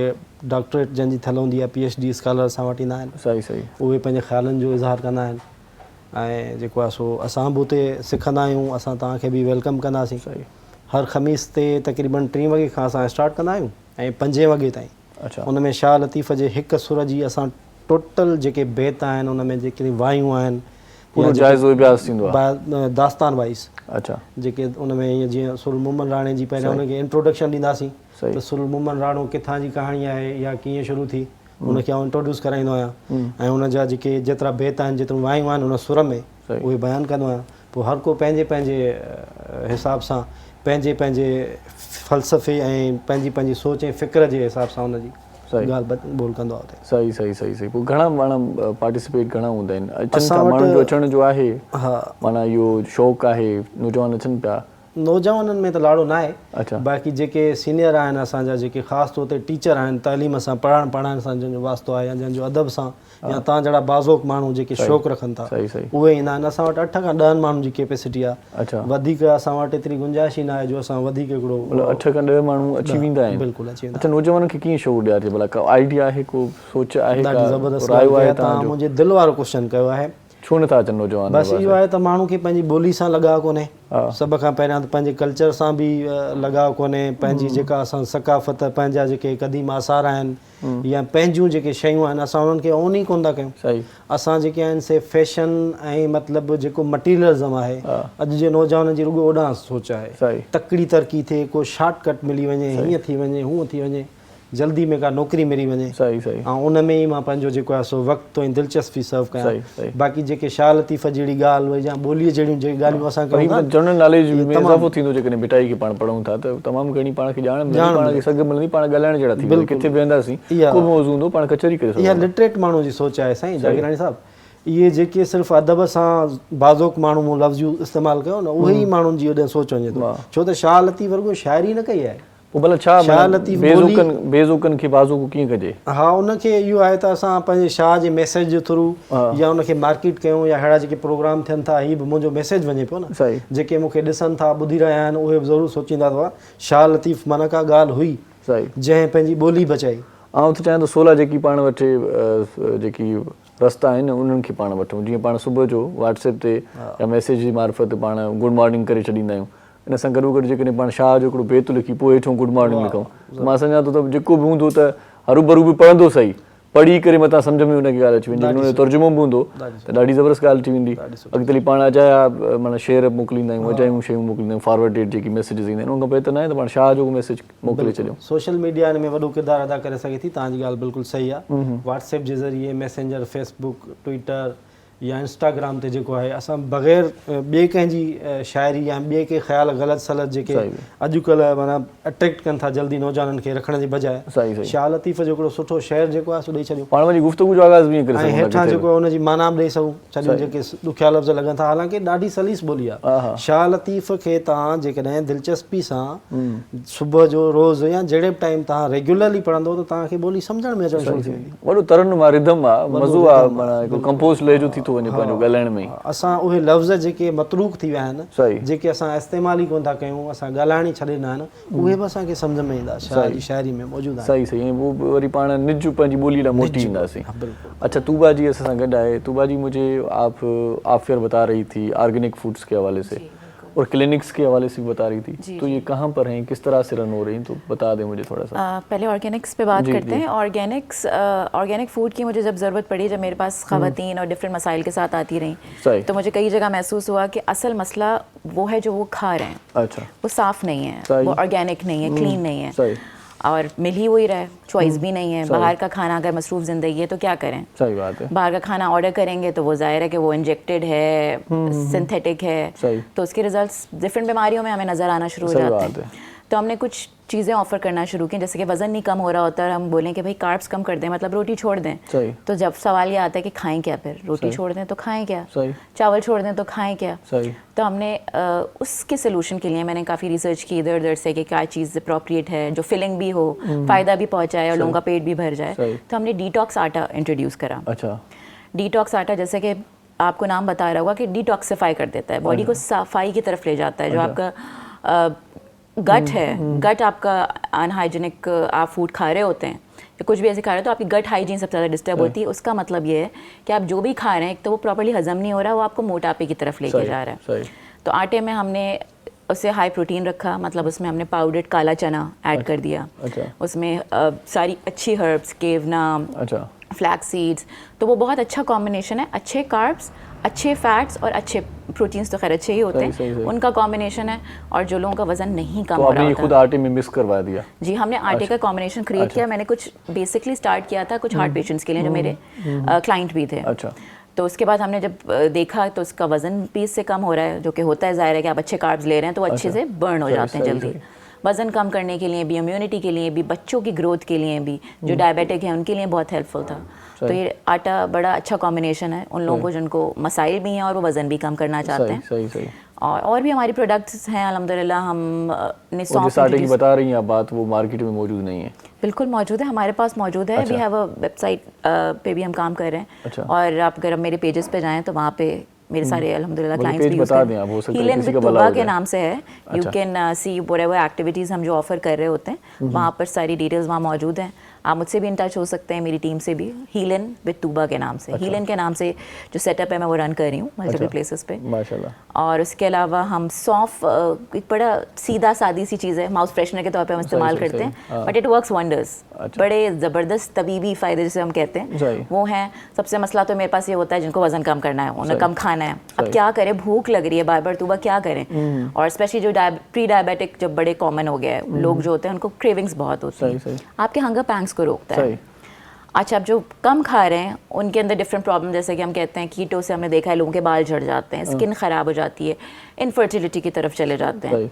तो वो जो माइक्रो न्यूट्रिएंट्स की कमी जिसम में आ जाती है, वो सौंफ के साथ हमने सुपर सीड्स मिला दी हैं सारे। तो जो कम खा रहे हैं या अपनी डाइट को उन्होंने लिमिटेड कर दिया, उनको लग रहा है कि न्यूट्रिशन की कमी हो रही है उनके जिस्म में, अगर वो ये सौंफ साइमल्टेनियसली खाएं तो वो सारे मसाइल नहीं होते। तो हम कहते हैं ना मल्टी वाइटामिन्स लेना शुरू करते हैं जो कि एब्जॉर्ब नहीं होते हैं मोस्ट ऑफ द टाइम।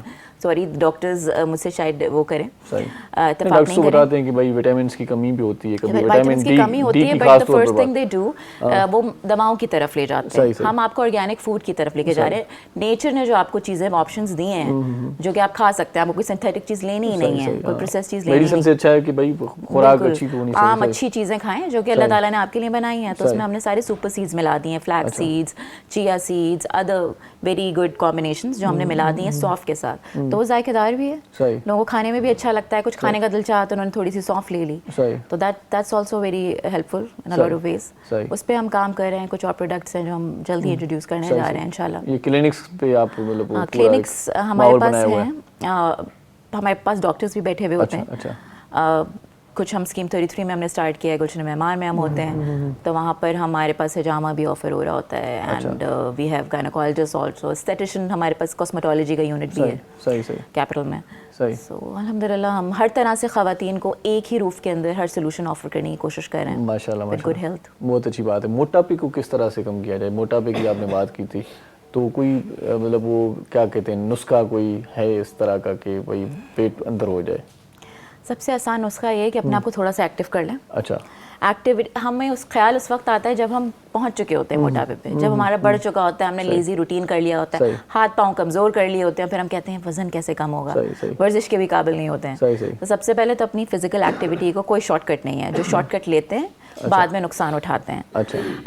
आसान है 40 days challenge, crash diets and all that, but उसके बाद काफ़ी बड़े मसाइल होते हैं। सबसे बड़ा मसला जो मैं आजकल देख रही हूँ ख़वातीन में इनफर्टिलिटी का है। अच्छा, तो आप पहले अपने आप को, जैसे हमने सबसे पहले बात की थी, डिसिप्लिन कर लीजिए, एक रूटीन बनाइए जिसमें आप वर्जिश उसका मैंडेटरी पार्ट हो। अच्छा, कोई स्ट्रॉन्ग एक्टिविटी हो। वर्जिश ये नहीं होती है कि आपने थोड़ा बहुत चल लिया जिसमें ना आपको पसीना आया, ना आपका गश हुआ, ब्लड फ्लो बढ़ा, ये सब नहीं हो रहा है तो it's not a workout, it's not वर्जिश। वर्जिश जब तक नहीं होगी जब तक आप थोड़ी सी मुशक्क़त नहीं करेंगे। तो चहलकदमी की बजाय थोड़ा सा भाग दौड़ होना चाहिए। बिल्कुल, इतना ज़रूर होना चाहिए जो आपको स्ट्रेंथ की तरफ लेके जाए। ख़वातीन कहती रहती हैं हम तो चलते हैं, कोई फ़र्क नहीं पड़ता, क्योंकि आपने उस हद तक अपनी बॉडी को पसीना नहीं आता, हाँफते नहीं है जब तक आपका उस तरह। अच्छा, काफ़ी सारे मसले जैसे थायराइड का मसला है, PCOS का मसला है, ये सब हार्मोन बेस्ड हैं, और हार्मोन सर्कुलेशन आपकी बढ़ती है जैसे आप फिजिकली एक्टिव होते हैं, तो वो भी वज़न में हेल्प कर रहे होते हैं। जिनको सारे मसाइल हैं उनका वज़न भी कम नहीं होता। सबसे पहले फिजिकल एक्टिविटी हो गई, देन ईट क्लीन। सिंपल एक आंसर है, ईट क्लीन। अब मैं ये नहीं कह रही कि स्टार्व कीजिए, मैं ये नहीं कह रही कि खाना छोड़िए, बस साफ़ खाइए। साफ़ खाने का मतलब ये है कि जो हम बाहर से जिसमें इंजेक्टेड फूड होता है, बाहर के जंक फूड होता है, जो हम ट्रैश सारा खा रहे होते हैं, वो मत खाइए। साफ़ सुथरा जो आपकी अम्मी ने बनाया है, जो आपकी बेगम ने बनाया है घर में, वो खाइए, जो कि बाहर की जो मसाले और चीज़ें होती हैं उससे पाक हो। और सुन्ना के हिसाब से खाइए, इतना खाइए कि आप ओवर ईटिंग नहीं करें। पोर्शन कंट्रोल बड़ा पॉपुलर टर्म हो गई आजकल, पोर्शन कंट्रोल हर कोई यूज़ कर रहा होता है। वही तरीका है जो हमारे नबी का, दावत अपनों की हो या पराये की, लेकिन पेट अपनाया। अच्छा, बहुत सारे लोग ऐसे भी देखें जो कोर्ट में कोल्ड ड्रिंक रख लेते हैं पहले से, या कि ऐसा ना हो ख़त्म हो जाए। भाई कोल्ड ड्रिंक ने बड़ी तबाही मचाई हुई है। इन चीज़ों को अपनी ज़िंदगी से ख़त्म करें, आप अपनी देसी चीज़ों पे आइए, सादा पानी पीजिए, और कुछ अगर आपको ड्रिंक का शौक भी है तो आप सीधी सादी आप योगर्ट की जो हम लस्सी बना लेते हैं वो पीजिए। घर में जो आपके पास फ्रूट्स हैं जो आते हैं हमारे पास, फ्रेश जूस कोई बना के पी लें। फ्रेश जूसेस मैं इनकरेज नहीं करती हूँ, क्योंकि वो आप सारा उसका फाइबर निकाल देते हैं, तो सारी अच्छी चीज़ें तो आपने निकाल दी हैं। आप रॉ फ्रूट खाइए। क्यों चीज़ को प्रोसेस कर रहे हैं, अपना वक्त भी ज़ाया कर रहे हैं और चीज़ से अच्छी चीज़ भी निकाल रहे हैं आप, जो अल्लाह ताला ने आपको नेचुरल फॉर्म में, जितना आप चीज़ नेचुरल फॉर्म में खाएंगे वो आपके लिए उतनी ही अच्छी होगी। और टाइमिंग बहुत इंपॉर्टेंट है। मतलब इसका ये हुआ कि सेब का वही जूस पीने से अच्छा है कि सेब ऐसे ही खा लें। हर चीज़ को फ़ायदा है, उसमें बहुत सारा फाइबर है और बाकी सारी चीज़ें आप फारिग कर देते हैं अपने जब आप जूस निकालते हैं।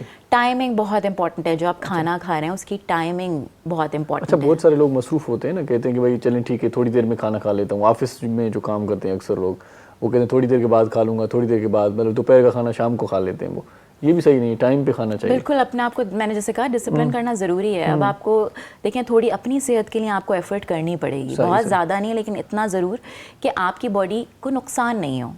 नाश्ता लेट नहीं करें, नाश्ता। अच्छा, गाना सुनने से तो कोई नुकसान नहीं होगा ना बॉडी को? अब आप देख लें, बहुत लंबा हो जाए तो हो भी सकता है। ज़रूर, प्लीज़ चले नहीं चने साहब खे ॿुधूं था, ॾाढो सुहिणो असांजो रागी आहे। सयाणी छा था ॿुधायो?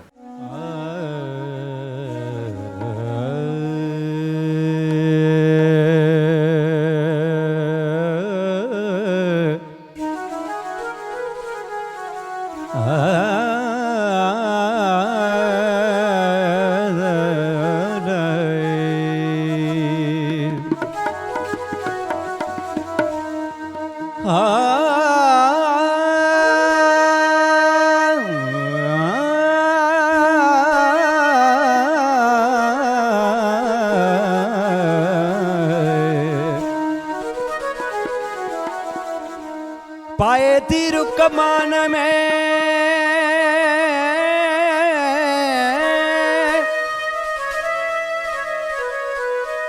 पाए तीर कमान में मियाँ मार नमो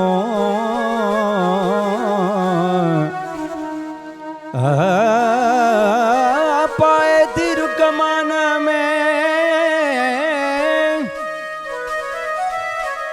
मियाँ मार नमो मुँह में आही तू मत तू जोई तो खेल गे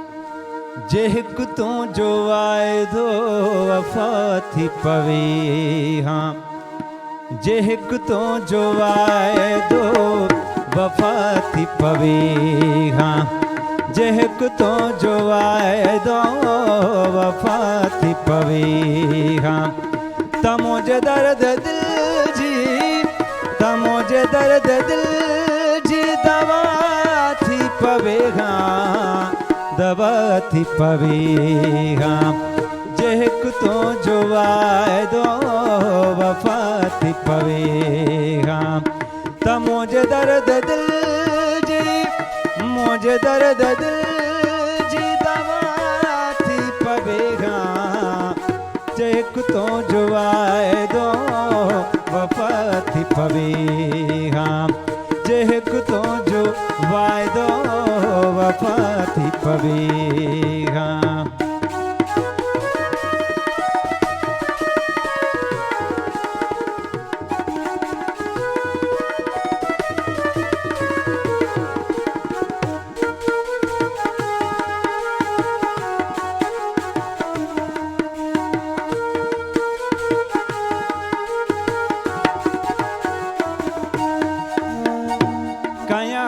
कुसण जी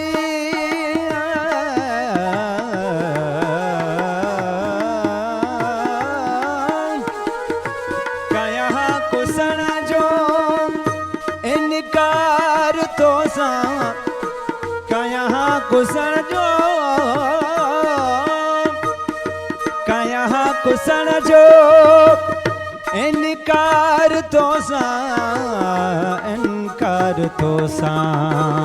त सब नाश कन जी गिला थी पवे त सब नाश कन जी गिला थी पवे हाँ मुझे दर्द दिल जी मुझे दर्द दिल जी दवा थी पवे हाँ जेक तो जो दो वफा थी पवे हाँ जेक तो जो दो वफा थी पवे हाँ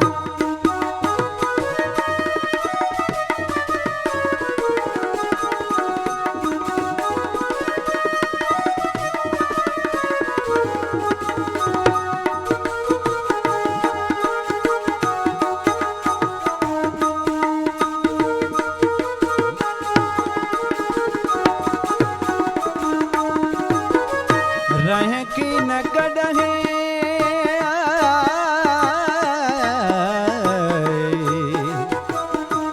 रह की न कॾहिं हिकु राति मूं वटि रह की न कॾहिं हिकु राति मूं वटि हिकु राति मूं वटि जे तरसी पवे हाँ त छा थी पवई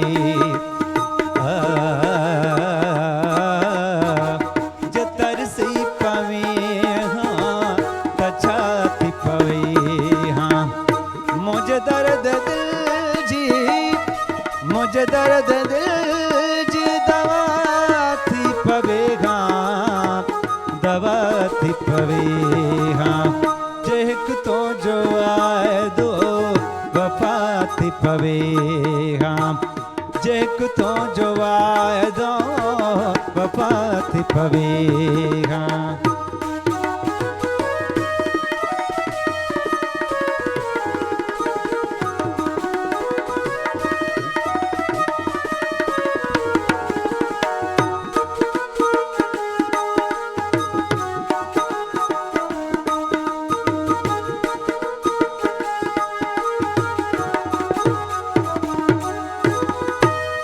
जायो लतीफी गे दादा दानी ननी दादा दा बाबा मामा गा गा रे रे सा गरे जा गरे जा गरे जा गरे जा गरे जा गरे जा रे गा मा बद मा गरे गरे जा रे गा मा बद नि सा सा सा सा नि दा मा गा मा गरे सा जायो लतीफी खे प्याथा मारियो आ जायो लतीफी खे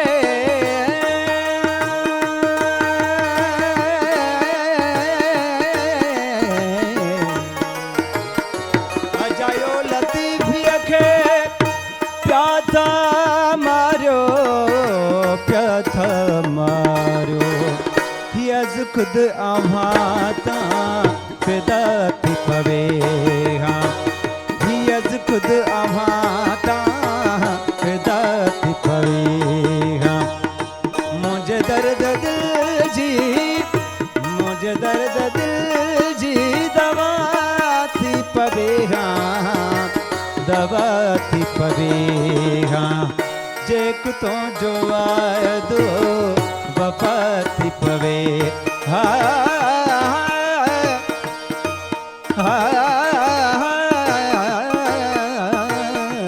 जेक तो जो दो वफा थी पवे जेक तो जो दो वफा थी पवे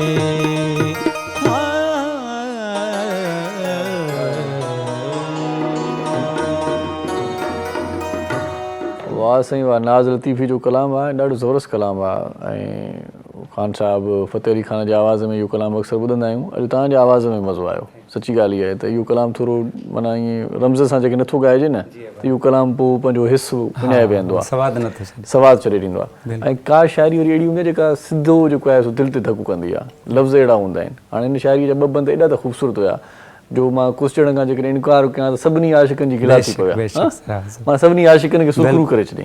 आख़िर में चए थो त अजायो लतीफ़ीअ खे मारियो था, हीअ अज़ख़ुद अवां फिदा माना जॾहिं असीं पाण ई फिदा थी वञूं त पोइ मारण जी ज़रूरत ई न आहे। वाह वाह साईं लतीफ़ी साहिबु। सो हिते हिकिड़ो शॉर्ट कमर्शियल ब्रेक वठूं था, मोटी था अचूं, गॾु रहिजो, ॾिसंदा रहिजो सलाम से। मुझे सिंध के सलाम सलाम सुन, मुझे सिंध के सलाम सलाम सुन। सलाम सिंध में हिकु भेरो वरी तव्हांखे भलीकार चऊं था, ख़ुशाम। नंढिड़ो ब्रेक वरितोसीं शॉर्ट कमर्शियल ब्रेक खां पोइ वरी मोटी आयासीं। तव्हांखे घणो इंतज़ारु न करायोसीं छो त इंतज़ारु अज़ियत ॾींदो आहे, इंतज़ारु मौत बराबरि थींदो आहे, इंतज़ारु ॾाढो ॾुखियो थींदो आहे। इहा कैफ़ियत जिन वटां गुज़रंदी आहे इहा ख़बर उन्हनि खे हूंदी। इन जे करे असां सोचियोसीं पिए तव्हांखे इंतज़ारु घणो न करायूं, जल्दी पंहिंजो प्रोग्राम मोटी अचूं। अमीन जोयो साहिबु असां सां गॾु आहे ऐं तूबा असां सां गॾु आहे ऐं पाण हेल्थ ते बि ॻाल्हायूं पिया ऐं ख़ासि तौर ते फिटनेस तमामु वॾो मसइलो आहे त पाण खे फिट कीअं रखिजे। इन हवाले सां अञा कंटिन्यू पाण रहंदासीं, पर पाण अमीन जोए साहिब खां पुछूं था। अमीन जोए साहिबु आफ़िर हिकिड़ी ॾाढी ज़बरदस्त ॻाल्हि कई आहे त असीं जेको आहे सो घुमाईंदा फिराईंदा पिया आहियूं पंहिंजे शागिर्दनि खे या स्टूडेंट्स खे या पाण में।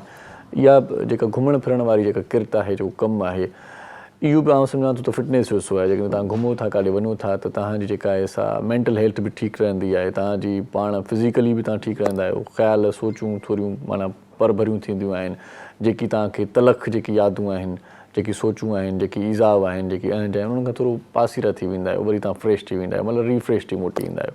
सो इन हवाले सां छा पिया कयो, कहिड़ो कमु पिया कयो तव्हां? हा साईं जागरण साहिबु, हाणे हिन में इहो आहे त असां फील्ड स्टडी ट्रिप कराईंदा आहियूं। अच्छा। जंहिंमें रिसर्च बि शामिलु हूंदी आहे, माना घुमण जो घुमण बि हिकिड़ो थी वियो, स्टूडेंट्स ख़ुशि थी वेंदा आहिनि, पर उन सां गॾु उहे स्टडी बि कंदा आहिनि। मां हिते मिसाल ॾींदुसि रनिंग कोट जो। अच्छा। रनिंग कोट दुनिया जो ॿिए नंबर वॾे में वॾो क़िलो आहे, जंहिंजी एराज़ी 32.5 किलोमीटर हमचोरस आहे। अच्छा, इन रनिंग कोट जे कंटिन्यू रखूं था। इन में हिकिड़ी ॻाल्हि मां एड कंदो हलां त रनिंग कोट ते न्यू ईयर जो ॾाढो ज़बरदस्त प्रोग्राम आहे, 31 तारीख़ ते, जिते आउं बि अचां पियो। उते आउं होस्ट आहियां, मेज़बान आहियां, ऐं ॾाढो ज़बरदस्त प्रोग्राम आहे। फैमिली फेस्टिवल आहे, फैमिली प्रोग्राम आहे। ॾाढी उते ज़बरदस्त 2-4 फिल्मूं जेके नयूं आयूं आहिनि उन्हनि जी स्क्रीनिंग बि थींदी, ऐं ॿारनि जे लाइ बि ॾाढो ज़बरदस्त माहौल आहे। सीउ तमामु घणो हूंदो आहे। मां कुझु साल पहिरियां बि हुयुसि त पंहिंजो बंदोबस्तु कयूं अचिजो। रनिंग कोट तारीख़ी माॻ आहे, उनखे घुमंदासीं फिरंदासीं ऐं इंजॉय कंदासीं। ऐं तव्हां सां गॾु सुम्हूं जी शाइरी बि हूंदी ऐं तमामु घणो अथाह चाह मोहबत तव्हांजे लाइ खयूं थो अचांव। जी साईं। हा साईं जागरण साहिबु, मुंहिंजो हिन ते तहक़ीक़ी मक़ालो छपियलु आहे इंटरनेशनल रिसर्च जर्नल में, ऐं टोटल 39 दफ़ा वियो आहियां रनिंग कोट में। अच्छा। उते वञण जे लाइ जेको आहे सो तव्हांखे जोगर्स पाइणु खपनि। हा हा। सर्दी जे लाइ जेके कपिड़ा ॾाढो सी आहे, हिकिड़ी तव्हांखे ज़बरदस्त ॻाल्हि ॿुधायां थो त मिस्तूबा अलाए छो पंहिंजी सॼी ॻाल्हि में पाणी पीअण जी ॻाल्हि कान कई। सही। छो त पाणी अहिड़ी शइ आहे जेका असांजे जिस्म में 90% आहे, बाक़ी 8-10% रत आहे। त साफ़ पाणी जेको आहे मिनरल पाणी, उहो पीअण सां बि तव्हांजो मोटापो ख़तमु थिए थो। हिकिड़ो नंढो वाक़ियो मां हिते तव्हांजे ॿुधंदड़नि जे ॾिसंदड़नि जे ख़िदमत में पेश कंदुसि। त असां रनिंग कोट में वियासीं। जी साईं। उते हिकिड़े 2 ॾींहंनि जे लाइ टूर प्लान, पर उते असांखे हिकिड़ो वाक़ियो पेश आयो, हिकिड़ो एक्सीडेंट थियो। अच्छा। जंहिंमें असांखे 4 ॾींहं पहुची विया।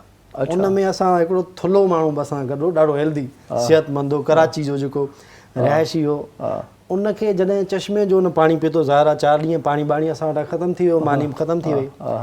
त उन 4 ॾींहं जॾहिं उन चश्मे जो पाणी पीतो जेको रनी कोट में आहे, जंहिंजे करे रनी कोट जो बुनियादु पियो। इहा मुंहिंजी तहक़ीक़ आहे त उहो चश्मो जेकॾहिं न हुजे हा त रनी कोट न हुजे हा। अच्छा। छो त जॾहिं रनी कोट ठहियो क़बले मसीह में, राणी दशला कोरू जे दौर में, महाभारत खां थोरो पोइ राजा जयद्रथ जी जेका पत्नी हुई राणी दशला कोरू, असांजी जेका तहक़ीक़ आहे उन असांजी माना हाइपोथीसिस आहे हिकिड़ी, उन ठारायो त उन चश्मे जे करे ठहियो।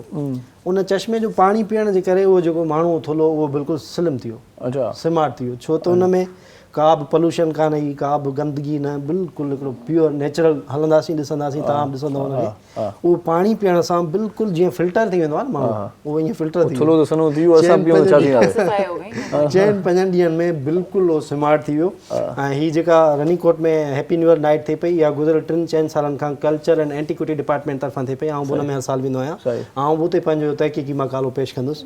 ऐं असांखे तव्हांखे जेके शागिर्द आहिनि या जेके ख़ासि तौर ते तूबा जी ॻाल्हि के जेके मोटापे जी शिकायत कंदा त उन्हनि खे अहिड़ियुनि जायुनि ते ज़रूरु वञणु खपे। पर मूंखे हिकिड़ी ॻाल्हि सम्झ में न आई, तव्हां चयो त उते हिकिड़ो इंसिडेंट थियो ऐं तव्हां उते रहिजी वियो 4 ॾींहं। हा, उहा ॾाढी ड्रिगी ॻाल्हि आहे, ड्रिगी ॻाल्हि आहे, पर मूंखे हिकिड़ी ॻाल्हि सम्झ में न आई त वेझो सन बि हुयो, वेझो ॿिया इलाइक़ा 32 किलोमीटर परे आहे। साईं 32 किलोमीटर परे ते एॾो न हुयो, तव्हां वञी करे का शइ वठी अचो खाइण पीअण लाइ, पाणी वठी अचो उते रहिजी अचो, ॾाढो ॾुखियो आहे। छो त असां तक़रीबन 40 दफ़ा विया आहियूं, 39 दफ़ा, त हुन में इहो आहे त 32 किलोमीटर पंधु करणु हिकिड़ो मुमकिन ई न आहे। ऐं ॿियो त असां बुख खां उन खां त भलो आहे त माण्हू पंधु करे वञे, गाॾी ते हिकिड़ो पंधु आहे एक्सप्लोर करणु चाही पे का शइ। अच्छा, त पाण पंहिंजो माना इहो काफ़ काटणु चाहियो पए, मज़ो वठणु चाहियो पए, त उहा हिकिड़ी ॿी ॻाल्हि आहे। पर बुख जॾहिं सताईंदी आहे, उञ लॻंदी आहे, गाॾी काए माण्हू निकिरी पवंदो आहे, एॾो वॾो मसलो न हो। ईअं न आहे, जॾहिं असां वेंदासीं उते ट्रेकिंग कंदासीं त उते हिकिड़ी पॉइंट आहे शेरगढ़, जेका मथे मां मथे आहे, 1750 फुट मथे आहे। असां ओॾां वेंदे रस्तो भुलिजी वियासीं। अच्छा, हिकिड़ो वॾो हिकिड़ो डिघो ऐं लेंदी किस्सो आहे। अच्छा, रनीकोट जे हवाले सां तव्हांखे इहो ॿुधायां त चीन जी जीअं दीवार पाण ॾिठी आहे न, जेकॾहिं पाण पाकिस्तान में चीन जी दीवार ॾिसणु चाहियूं था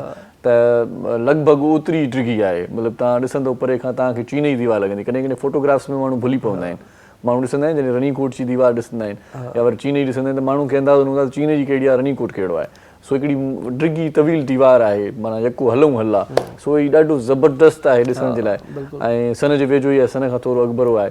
तव्हां जेकॾहिं वञणु चाहियो था या अचणु चाहियो था त एॾी ज़बरदस्त हीअ जेका सीज़न आहे मुंद आहे घुमण जी आहे, बिल्कुलु बहितरीनु हिन मुंद में घुमण जी आहे। दीवार या माफ़ कजो सर, इहा जेका आहे सा डिघी न आहे, वेकिरी आहे, 8 खां 12 फुट वेकिरी आहे ऐं इन जी ड्रैग टोटल 8 किलोमीटर आहे। दीवार चीन तक वॾी तमामु वॾे मां वॾी परे खां साईं मां इहो चयो त माना फोटोग्राफ्स में ईअं लॻंदो आहे 8 किलोमीटर बि पंहिंजी जॻह ते वॾी दीवार वॾो पंधु आहे। जेकॾहिं चओ था त तव्हां जॾहिं माण्हू बुख ऐं उञ में हुजे त पोइ 8 किलोमीटर बि पंधु न थींदो आहे। सेम इहा पोज़ीशन असां सां हुई, तंहिं करे असां ॿियो केॾांहुं न वञी सघियासीं। असां हुन चश्मे ते पाणी जे सहारे 4 रातियूं गुज़ारियूं। वाह वाह वाह, पोइ ख़ैर ख़ैरी सां मोटी आया, माशाल्लाह। ये भी एक अलग एडवेंचर होता है ना, इस तरह की चीजें भी आपको याद रहती हैं। घूमने फिरने से फिटनेस में थोड़ा सा बता देंगे क्या असर पड़ता है और मेंटल हेल्थ पे क्या पड़ता है? जब आप लोग बात कर रहे थे तो मुझे एक लाइन याद आ रही थी जो कि मैं अक्सर कोट भी करती हूँ।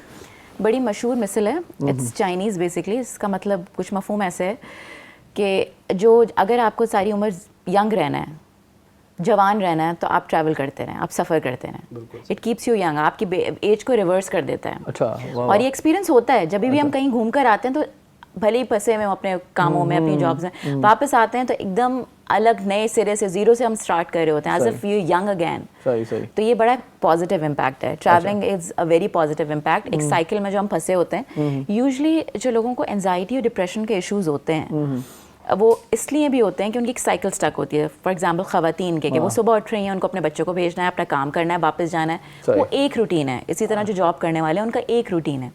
तो इट गेट्स फ्रस्ट्रेटिंग। कुछ टाइम तक आप एंजॉय करते हैं, फिर आप एक ही साइकिल में फंस के आप फ्रस्ट्रेट होने लगते हैं, एंशियस होने लगते हैं, आपके मूड ख़राब होने लगता है, आपको लगता है इट्स लाइक आप एक बोझ कैरी कर रहे हैं। सुबह उठ रहे हैं और आप एक वजन के साथ, अरे यार आज फिर वही करना है, वही बॉस की शक्ल दिखनी है। जब आप ब्रेक लेते हैं तो it brings you back to the happy mode. अच्छा, क्योंकि अब आप अपनी चॉइस से कर रहे हैं जो कर रहे हैं, आप एक साइकिल में नहीं फंसे हैं। और प्लस आपकी बहुत सारी लर्निंग हो रही होती है, बहुत सारे एक्सपीरियंसेस हो रहे होते हैं जो आपको एक अच्छे बेहतर इंसान की तरफ लेके जाते हैं। Lot of positive impacts tourism के। और as you move a lot, इतना ज़्यादा हम कभी नहीं चलते फिरते जितना आप ट्रैवलिंग में चल फिर रहे होते हैं आम रूटीन में। लंबी लंबी वॉक्स हो रही होती हैं, ट्रैकिंग हो रही होती है, एक्सप्लोर करना होता है, आपके अंदर खुद भी जोश होता है, आप थकते भी नहीं हैं। अच्छा टाइम गुजरता है, वक्त अच्छा हाँ, टाइम आपको एक्सप्लोर करना है तो आपके दिमाग में ये नहीं होता कि यार चलना पड़ेगा। आपको होता है कि मैं डिस्कवर करूंगा, मैं ये जाके देखूंगा, ये फूड चलने की मतलब वो खुद ही मतलब ख्वाहिश हो जाती है कि भाई चलना है। प्लस ये कि इंटीरियर्स वगैरह पे रिलेटिवली हेल्दी फूड होता है, देसी फूड होता है, जिसमें आपके टिपिकल वो जिंगर्स और रोल्स वो हम नहीं खा रहे होते, वो अपने देसी चीज़ों की बनी हुई चीज़ें होती हैं जो रिलेटिवली हेल्दी भी होती हैं। अच्छा। बस ये कि आप बहुत ज़्यादा खाने लगें तो वो आपके लिए नुकसान है। लेकिन आई फील कि अगर आप ऊपर की साइड पे भी जा रहे हो, नदर्न एरियाज़, या फिर आप इंटीरियर सिंध की तरफ भी जा रहे हो, तो वहाँ पर आपको अपनी देसी मुर्गी खाने को मिलेगी, देसी अंडे खाने को मिलेंगे, मक्खन खाने को। That's very healthy. इतनी अच्छी मैंने आपकी मार्केट कर दी। Tourism is the best thing to have it in your life. आप तो मुझे ये बताएं कि बहुत सारे लोग ऐसे भी होते हैं कि खाना खाने के बाद फौरी तौर पर वाक करने लगते हैं। बहुत सारे डॉक्टर कहते हैं कि भाई फौरी वाक नहीं करनी चाहिए, आप क्या कहेंगे? जी नेचुरली फौरी तौर पे वाक बिल्कुल नहीं करनी चाहिए। उससे पहले या तो आप कीजिए। और देखिए बेस्ट टाइम वॉक का आपको ये साइंस पता होनी चाहिए कि आपका मेटाबॉलिज्म किस तरह से चल रहा होता है। जब आप उठते हैं आपका सबसे तेज मेटाबॉलिज्म होता है, अच्छा। हाइट पे होता है वो, लेकिन आप उसे स्लो कैसे करते हैं? आप कुछ फ्यूल नहीं देते बॉडी को, कुछ खाने को नहीं देते। तो जितनी अर्ली आप दिन में चलना फिरना करेंगे उतना अच्छा है। सुबह की वक्त बहुत ही अच्छी है, बहुत हेल्दी है, और प्लेंटी ऑफ ऑक्सीजन सप्लाई भी होती है सुबह। इतनी ऑक्सीजन सप्लाई रात में नहीं होती है एयर में। It's very refreshing, very healthy for your brain also, your body parts also. अब मजबूरी है कि टाइम नहीं होता है, सुबह तो जॉब्स पे जाना है या स्कूल जाना है, यूनिवर्सिटीज जाना है, तो जो टाइम मिल रहा है प्लीज़ उसको मत छोड़िए कि यार आप रात में हेल्दी नहीं है तो मैं छोड़ दूँ। कुछ ना करने से बेहतर है कि कर लें। आपने जैसे बोला कि खाने के फ़ौरन बाद नहीं लेना चाहिए, येस, एटलीस्ट 40 मिनट्स आप वेट करें, आपसे चला भी नहीं जाएगा। जब आप बेली फुल होते हैं, इवन आपने पानी भी बहुत पिया हुआ होता है, तो आप अच्छा वर्कआउट नहीं करते हैं, अच्छी मूवमेंट नहीं होती है बॉडी की। एक तो वो रीज़न है, प्लस मेटाबॉलिज्म थोड़ा सा स्लो हो जाता है व्हेन यू ईट। तो जब मेटाबॉलिज्म स्लो है उसको अपने बॉडी को बर्न करने की कोशिश कर रहे हैं, तो वो स्लो रेट पर होगी। सही, ये गल सही, ता रागी ने लाइव जबरदस्त हुआ। हां, स्लो रेट पे होगी तो रेट खां पाण गायब न सकदा है। जी जी सर, रागी ने गई बिल्कुल। हाँ, पीण खां पोइ न गई सुरने लगन बस। सही सही, पानी पीणी गल तो क्या। हाँ सर, तो पोइ न गई न पूछंदा आहिनि दाली थोड़ी देर हाँ, थोड़ी वेटिंग कजे। पानी भी खाने के साथ मत पिए। थायराइड के पेशेंट्स को भी मैं ये बोलती हूँ कि पानी भी खाने के बीच में, खाने के आखिर में, ये रिचुअल जो हमने बनाया हुआ है ना कि खाना पानी ला के रख दो, सही सही, पानी खाने के टाइम पे पानी को प्लीज हटा दें। अच्छा अच्छा, it's not healthy, Aapke absorption को भी रोकता है, आपको डिफरेंट डाइजेस्टिव इश्यूज भी कर सकता अच्छा, है। बीच में पिया जा सकता है 2-4 घूंट की? बीच में भी नहीं। अच्छा, बीच में भी नहीं पीजिए, आखिर में भी मत पीजिए, शुरू में भी सही गिरे हुए तो किरे तो सही न माण्हू अटकी पवंदो आहे। तो पानी पूरा दिन है। छो त जॾहिं डाइजेस्टिव डॉक्टर पाण चवनि था त जेको तव्हां जेको खाधो हज़म करण जे लाइ पाणी विच में पीअणु ज़रूरी आहे। असां बि ईअं ॿुधो आहे। पी सघिजे थो, ज़रूरी न आहे पर पी सघिजे थो। पी सघिजे थो, चवणु ज़रूरी न आहे। साईं हेठि लहे त सही न, पाण वारे चढ़ी पोइ गिरा इहा थींदो आहे। पोइ जेका ढेरी जेका ठहियल आहे उनखे ट्रायूं नी। बट साइंटिफिकली वैसे ये है कि आपको अब जो नई रिसर्च है, काफ़ी सारी ऐसी पुरानी बातें होती हैं जो टाइम के साथ ऑब्सोलीट। कितने टाइम के बाद पीना चाहिए पानी, ये बताएं? आधे घंटे के बाद। आधे घंटे के बाद आप पी लीजिए पानी, या खाने से पहले पी लीजिए। आधे घंटे पहले आप 2 ग्लास पानी पी लीजिए। अच्छा, खाने से पहले पानी पिएंगे तो फिर खाना अच्छा नहीं लगेगा, ये भी बड़ा मसला है। आधे घंटे पहले, इसीलिए मैंने बोला आधे घंटे पहले। अच्छा। और एक और भी चीज़ कि बेली फुल और फुल ब्लैडर के साथ सोने भी मत जाइए, आप अपनी किडनीज को भी हार्म कर रहे होते हैं। अच्छा अच्छा, तो हर चीज़ की टाइमिंग इंपॉर्टेंट है। अच्छा, मेंटल हेल्थ पे थोड़ी बात हो जाए, कौन से इश्यूज हैं ख्वातीन में खास तौर पर, थोड़ा सा डिस्कस हो जाए क्योंकि आखिरी प्रोग्राम के लम्हात हैं। एक तो postmortem once you become a mother, तो एम्पैथाइज करने के लिए होता है, बहुत डिफिकल्ट होता है ना। It's always your first experience to have your children, to raise your children. तो अगर कोई नहीं है आपके पास जो आपकी सिचुएशन को समझ सके, या आपके पास हेल्प भी नहीं है, तो ख्वातीन बहुत सीवियर डिप्रेशन में जाती हैं। अच्छा, और या फिर हमारे यहाँ बड़ा कॉमन है, अब्यूज़ भी कॉमन है हमारे कल्चर में। एक हमारा लाइफस्टाइल इस तरह से बना हुआ है एक पुराना, तो अब्यूज़ इतना कॉमन है। वो मैं देख रही होती हूँ कि ख्वातीन साल साल वो बैगेज लेके साथ घूमती हैं, जो उनकी रिलेशनशिप्स को भी असरअंदाज कर रहा होता है। वो अच्छी तरबियत भी नहीं कर पा रही होती है और अपनी भी नाखुश ज़िंदगी गुजार रही होती है। तो एक तो जब आप फिजिकल एक्टिविटी की तरफ आते हैं, ये भी मैं मार्केट नहीं कर रही हूँ, एक साइंस है। सही। आपकी सेरोटोनिन लेवल्स है, आपके दूसरे बहुत अच्छे हार्मोन्स हैं। फिजिकल एक्टिविटी में एक चीज़ ऐड कर देते हैं, क्योंकि हमारे यहाँ अब ख्वातीन मासी रख लेती हैं काम के लिए, खुद काम भी नहीं करती घर का, तो घर का थोड़ा काम कर लें तो मेरे ख्याल से वो भी फिटनेस में शामिल है। बहुत अच्छी बात है। एक तो वैसे खुद ही कर लें, थोड़ा सा बहुत करना, अगर आपके पास टाइम है। खाना और सोना यही बस, यही रूटीन है आजकल की। दैट्स द रीजन हम बहुत फारिग होने की वजह से भी हम जो है वो चीज़ें अच्छे से नहीं कर रहे होते। हमारे पास खराफात में हम पड़ जाते हैं, गलत सोचे हमारे अंदर आने लगती हैं। बार कोई ना कोई खाने की चीज़ मतलब मुयस्सर हो, भाई फ्रिज में पड़ी हो वो भी ले गए। बहुत ज़्यादा बोर्डम से भी, आउट ऑफ बोर्डम भी लोग बहुत खा रहे होते हैं कि क्या करें, अच्छा चलो यार कुछ ट्राई कर लेते हैं, कुछ खा लेते हैं। तो वो भी हो रहा होता है। फिजिकली जितने काम अपने हाथ से आप कर सकते हैं इसको इनकरेज करें, इस कल्चर को इनकरेज करें। आपके बच्चे देखेंगे वो भी स्लो मोड में चले जाते हैं बचपन से ही। चलें जी, तूबा हसन ख्वाजा, बहुत शुक्रिया आपका, बहुत ही अच्छा लगा आपसे मुलाकात करके, आपकी बातें बहुत ज़बरदस्त थी। जो है साहब तव्हांजी बड़ी मेहरबानी, लखत हो रहा था भी कीमती वक्त सीड़ायो। अमीन जो साहब बड़ी अच्छी थी आज की, सबसे ज़्यादा सेशन की। एक अच्छा सा सॉन्ग आपको सुनवाएंगे। साईं चना साहब, अख्तर अली चनो साहब असां ॾाढो सुहिणो सिंगर अॼु मौजूदु रहियो। आख़िर में हिकिड़ो सुठो कलाम तव्हां ॿुधाईंदव। ऐं बादल साईं तव्हांजी वॾी महिरबानी, मोहम्मद अली साईं तव्हांजी वॾी महिरबानी, ऐं ख़ासि महिरबानी तव्हांजी आहे जिन जेको असांजो प्रोग्राम ॾिठो पए। पंहिंजो, पंहिंजनि प्यारनि जो, दिलि वारनि जो, घर वारनि जो, नंढनि ॿारनि जो, बुज़ुर्गनि जो, बीमारनि जो, ऐं उन्हनि जो ख़्यालु रखिजो जिन जो ख़्यालु रखण वारो केरु बि न आहे। जीअं लतीफ़, जीअं मिठी ॿोली, इरशाद जागीरानी मोकिलाए थो। अल्लाह भाई।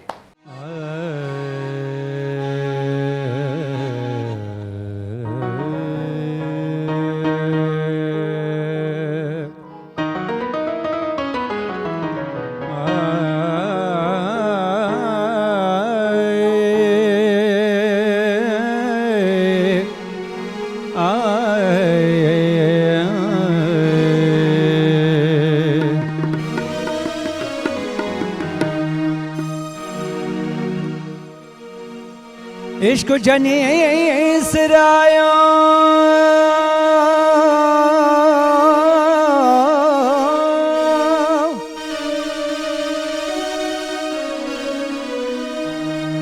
इश्क जने सिरायो तन साफ चखी सुरकी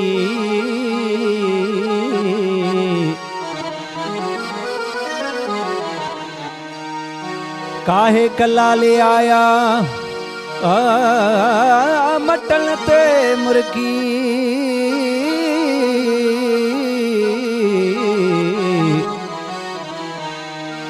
काहे कला ले आया मटन ते मुर्गी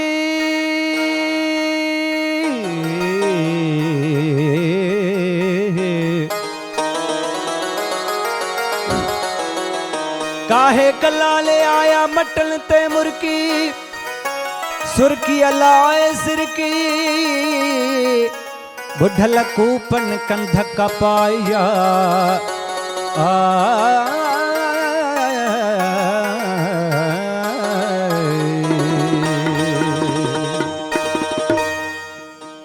सोगो साओ थियो दब मग बनी दब मग बनी दब मगरे सा सोगो साओ थियो मुझो तो ससनमा सोगो साओ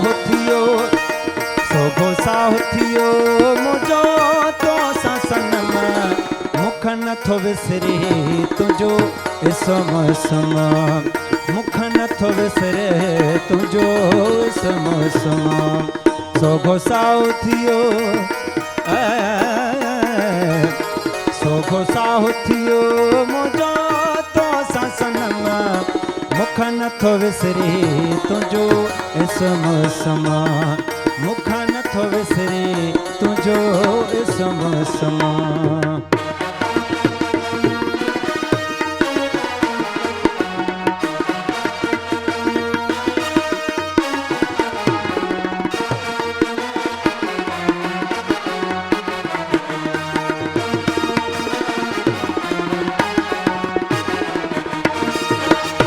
पेच प्रीत जो पजी भयो कब कुर्ब कड़े में कड़जी भयो पेवंद पेच प्रीत जो पजी भयो कब कुर्ब कड़े में कड़जी भयो छो न लागे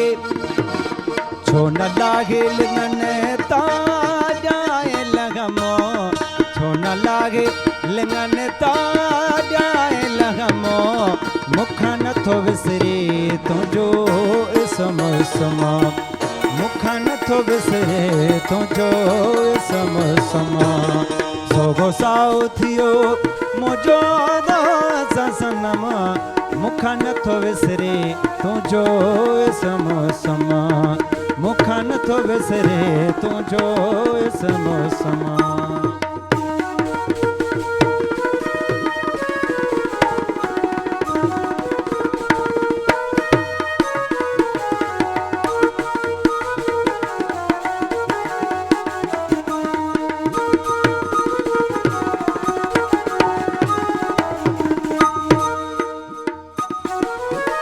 मौज मदा में माणी तो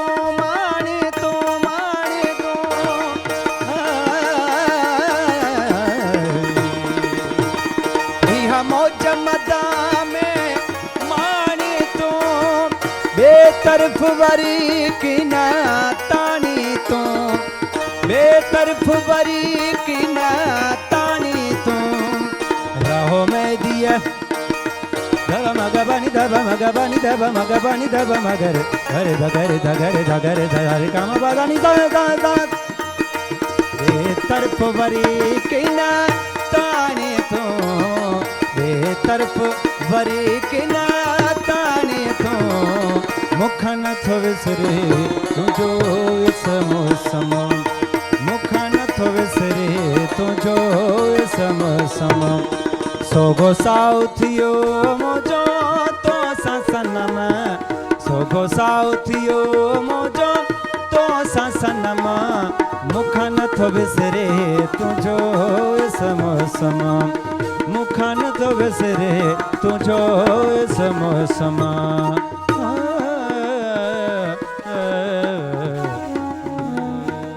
मॉर्निंग शो सलाम सिंध जा तमाम एपिसोड्स ॾिसो हाणे HD क्वालिटीअ में। विज़िट करियो असांजो YouTube channel Sindh TV HD।